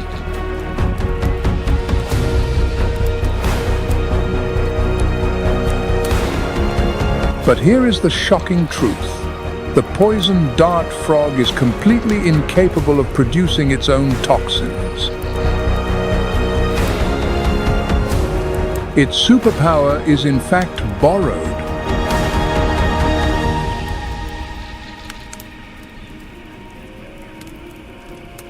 The batrachotoxin is accumulated from its diet, primarily from species of ants, termites, and tiny mites endemic to the Darien forest.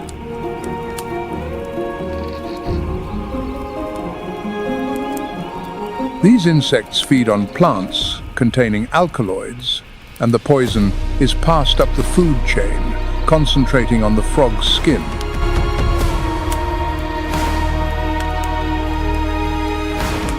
This means that a poison dart frog raised in captivity and fed a different diet would be completely harmless. It is not the wielder of the weapon, but the armory.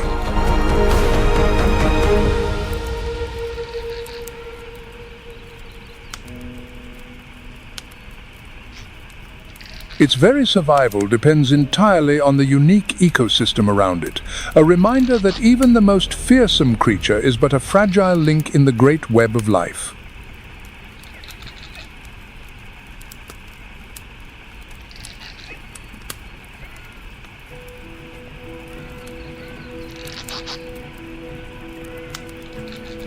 A resounding call from high in the treetops reveals a vibrant and colorful world. It is the call of the macaw, considered the splendid heart of the ancient forest.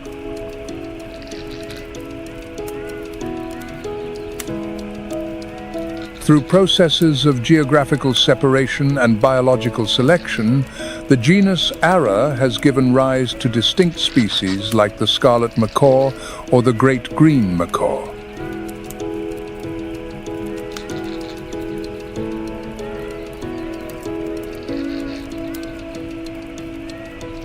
These feathers are not just a visual symbol, but also a means of communication, social bonding, and effective camouflage amidst the multicolored canopy.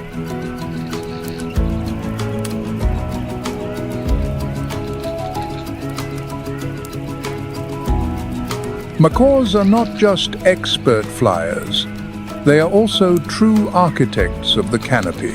They nest in the cavities of ancient trees at heights of over 65 feet.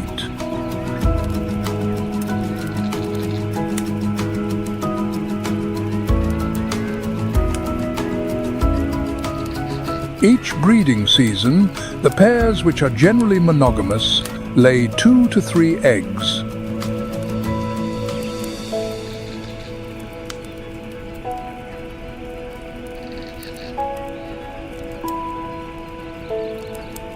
Afterward, they stay near their parents for almost a year.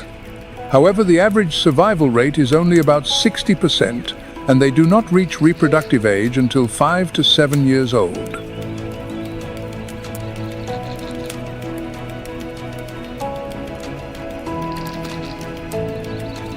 Regarding their behavior, macaws live in pairs or small groups, moving nimbly between areas where they find food and water.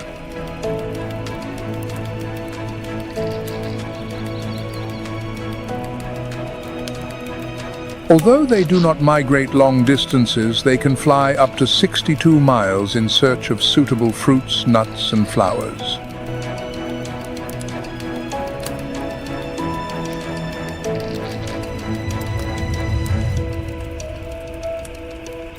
A fascinating feature is their habit of eating clay, which allows them to neutralize the toxins present in the forest seeds and provides them with minerals, especially sodium.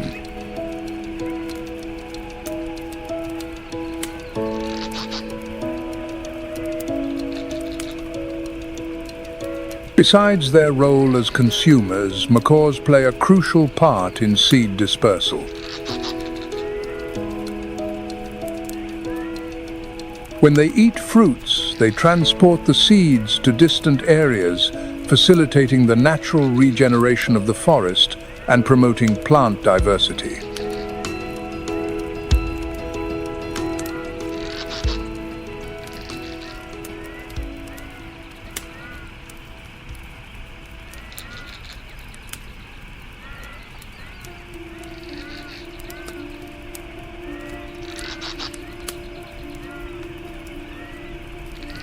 As the tropical rainforest recedes to the last patches of primary canopy, it leaves behind empty spaces, traces of old wounds that the Darien Gap is silently trying to heal.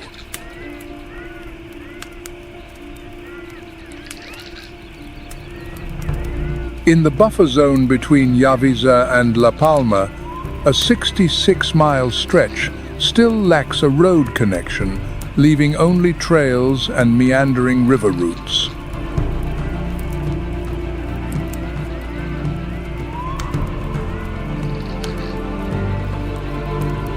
The transitional ecosystem between grasslands and secondary forests appears in a state of deep fragmentation.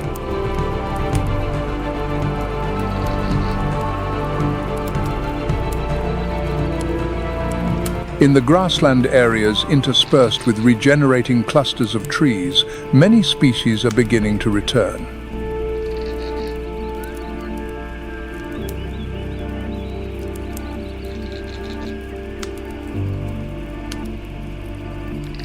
Every May, when the rainy season returns, the Return to the Land Festival is held at hotspots that were once burned and deforested.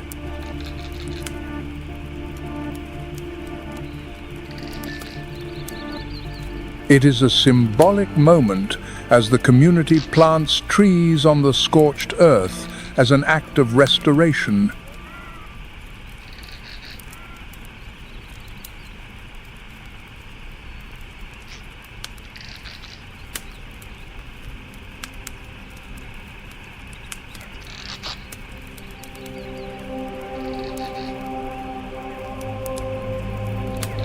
The red, moist earth is gently tilled in the middle of the night, not by rain or monsoons, but by the strong front legs of a small creature with a hard shell on its back.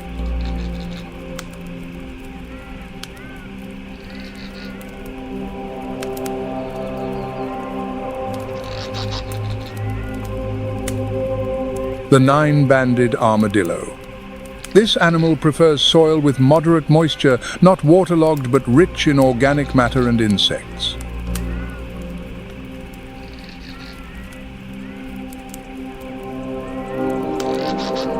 Deep, dark burrows with stable humidity are where the armadillo spends most of its day conserving energy until its nocturnal activities begin.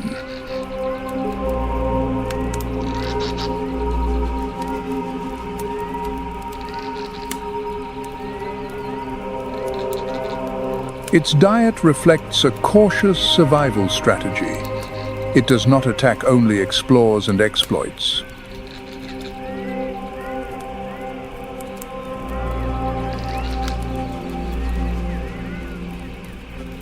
It uses its highly developed sense of smell and strong claws to dig and find prey underground.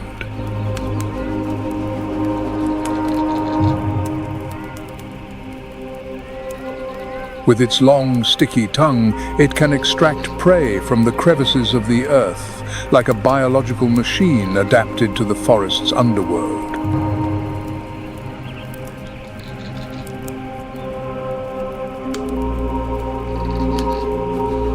When it feels threatened, it quickly flees, diving into a nearby burrow or leaping vertically up to 1 foot to avoid attacks from above.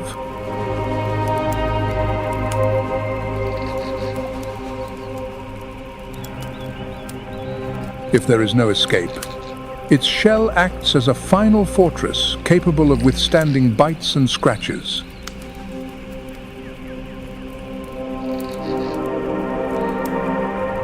With its solitary habits, high adaptability, and little dependence on seasons, the armadillo has a remarkable resilience to environmental changes.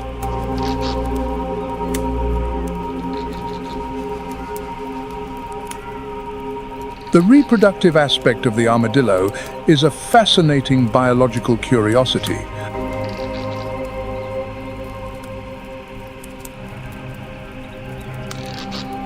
After mating, the fertilized egg does not develop immediately, but remains in a latent state in the uterus until environmental conditions are optimal.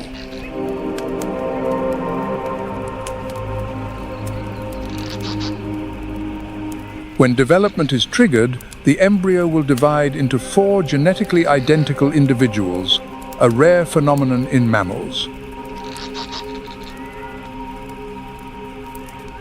Although it is not a prominent species, the armadillo plays a crucial role in the ecosystem. By digging, it aerates the soil, improves drainage, and creates conditions for young plants to grow.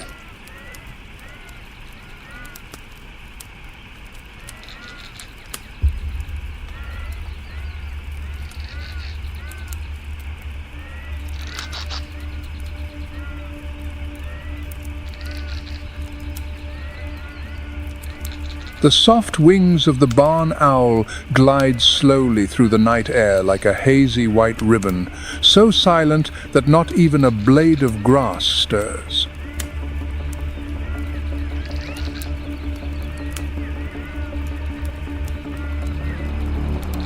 No sound, no warning, a night of hunting begins, extending the evolutionary journey of one of the most ancient birds of prey.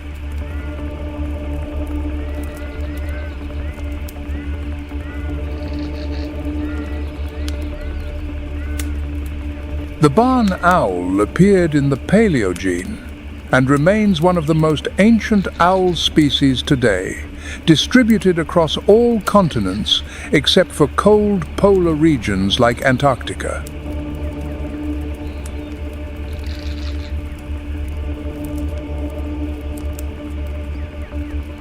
This bird of prey possesses an extremely accurate sound localization ability thanks to its heart-shaped facial disc that acts as a directional microphone.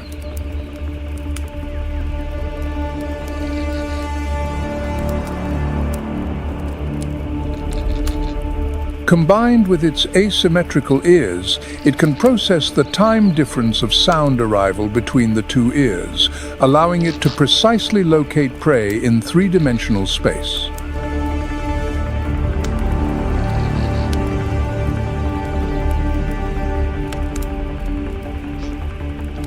While hunting, the barn owl flies with a slow silence thanks to its wingspan and a closed-edge feather structure that minimizes air turbulence.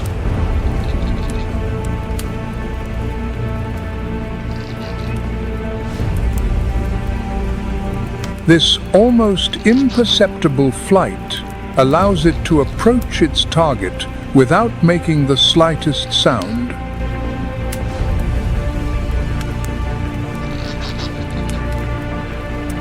It hunts alone at night, using its vision adapted to low light and its keen hearing to snatch prey with a precise talon strike.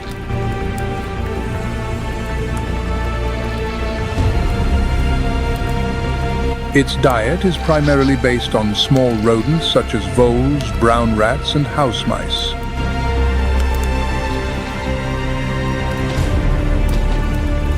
An adult individual can consume 2 to 4 of these animals per night, equivalent to 20 to 25% of its body weight.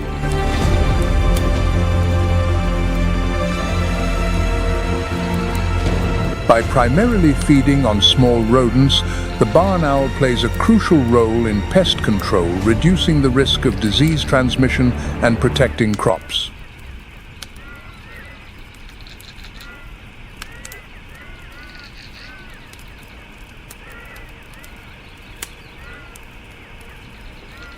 While the arid tropical forests recede on the western slopes of Darien, the swamp and floodplain forests emerge in constant motion.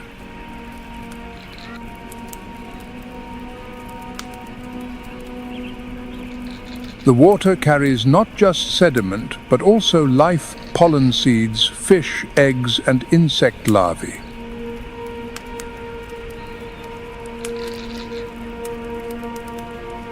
In these lands, water is a second atmosphere, an essential source of life, reminiscent of the sacred river in Genesis that nurtured the whole earth.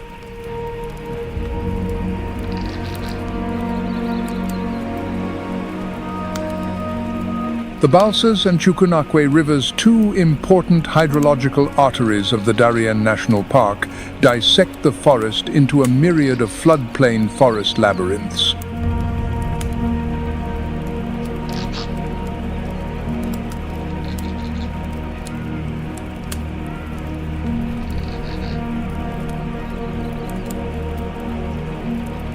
Amidst that silent flow, the river's surface becomes a stage where shadow and light merge.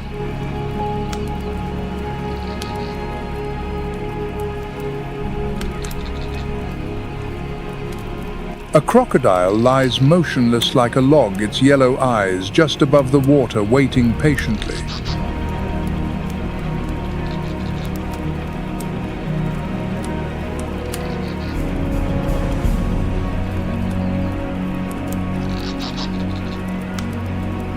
It doesn't need to move much. It just needs a moment.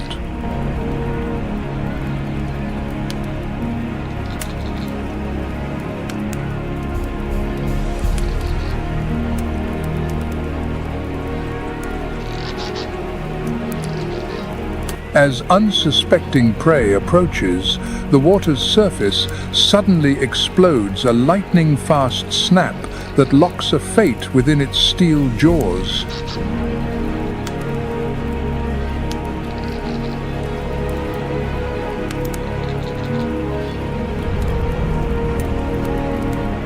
To the south of Darien, on the border with Colombia, the Atrato River Delta opens up like a vast exhalation of the earth.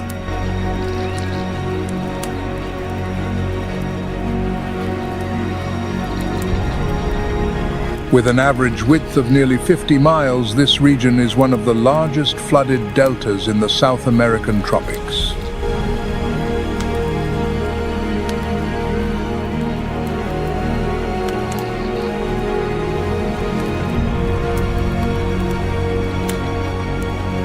Each flood season is also a time of rituals.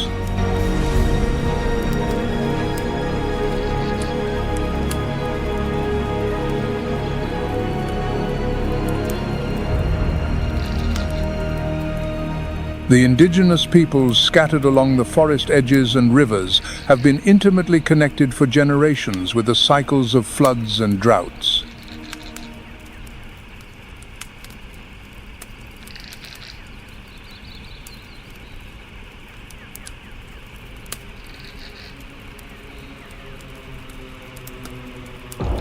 A majestic yet harsh natural tableau of swampy and dense lands is revealed through the survival journey of a mysterious reptile.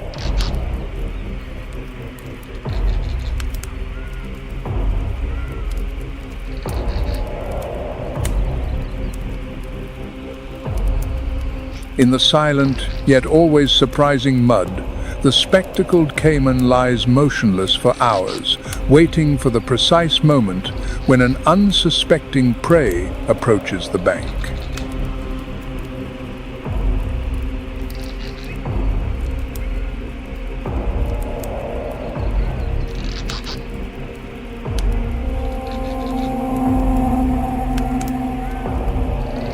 The first traces of this species date back to the Pleistocene, and since then the spectacled caiman has existed as one of the most ancient reptiles in the evolutionary line of caimanini.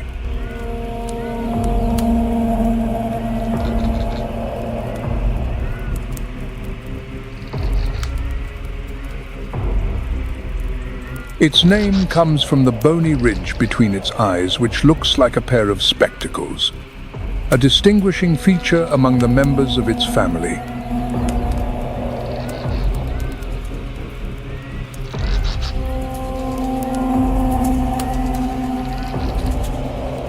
With a body length of 4 to 8 feet and a weight of 15 to 128 pounds, its body is compact, robust, and perfectly adapted to a silent life among the wetlands.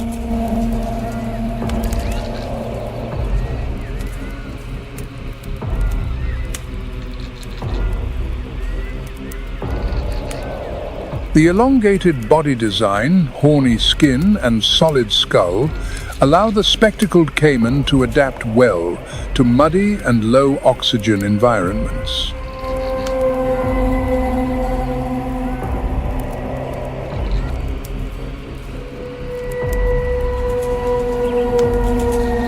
Its diet is relatively diverse, although it specializes in small aquatic creatures such as fish, shrimp, crabs, and occasionally small mammals, water birds, their young and seasonal fruits.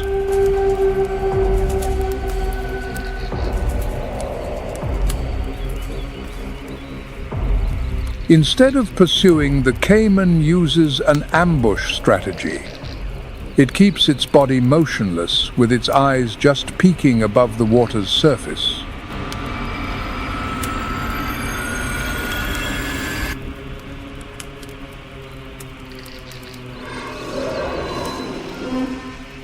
Ecologically, the spectacled caiman plays a crucial role regulating the populations of small fish, eliminating weak or sick individuals, and thereby contributing to the health of the aquatic ecosystem.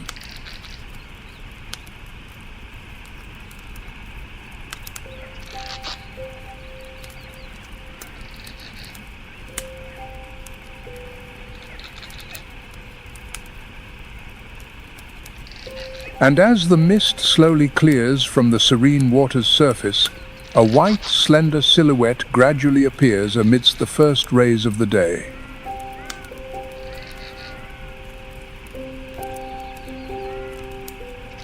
The great egret emerges and conceals itself like an ethereal presence.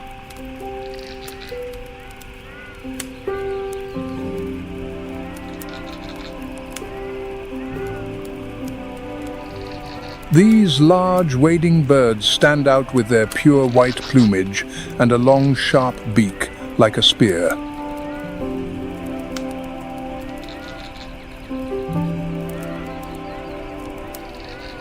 Unlike other birds that hunt by pursuit or diving from the air, the great egret uses a strategy of motionless stalking.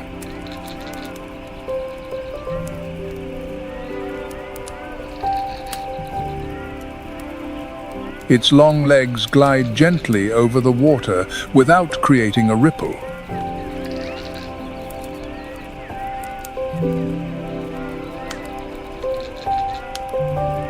while its gaze, cold and precise as a spear, pierces the surface of the wetland's water.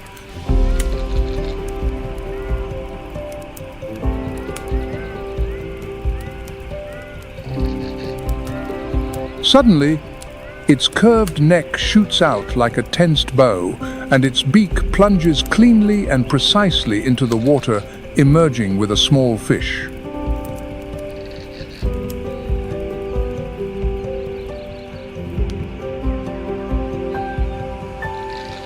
During the breeding season, when the water level rises and terrestrial predators are isolated, the great egret and its kin build their nests on floating bushes scattered like white fortresses in a sea of dark water.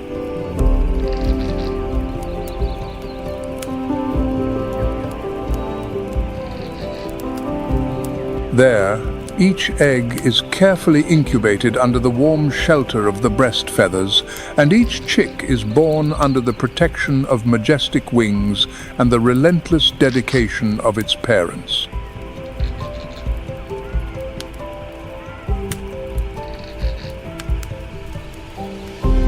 They do not stay long, only a few weeks.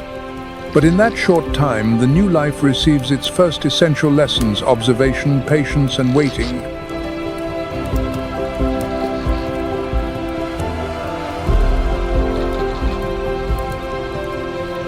After the breeding season, as the water recedes, the egrets disperse into small groups, wandering among the newly formed channels and depressions in the flooded landscape.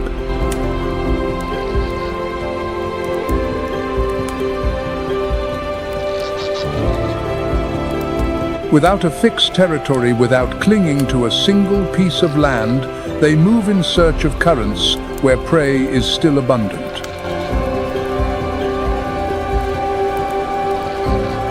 At each place they stop, besides the delicate footprints in the mud, they leave behind a layer of nutrient-rich guano.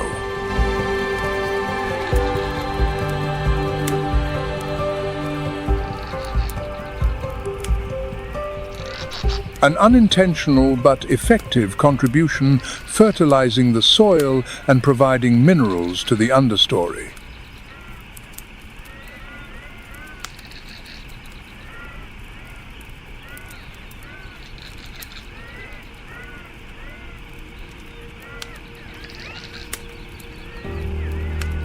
And as the sounds of the flooded forest fade into the slow rhythm of the water breathing with the subterranean tide, a gentle movement disturbs the low grasses of the wetland.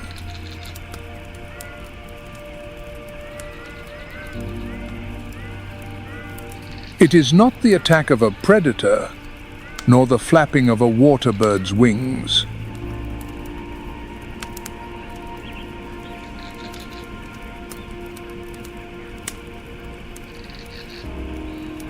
It is the slow but steady gait of the capybara, the world's largest rodent, a gentle but powerful creature.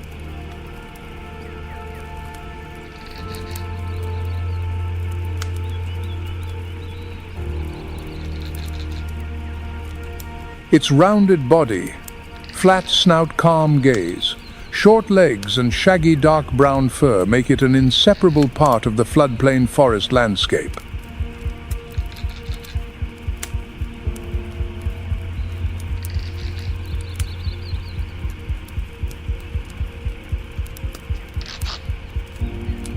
With a body that can be over 4 feet long, an average height of 20 to 24 inches, and a typical weight of 77 to 106 pounds, the largest individuals can weigh over 143 pounds.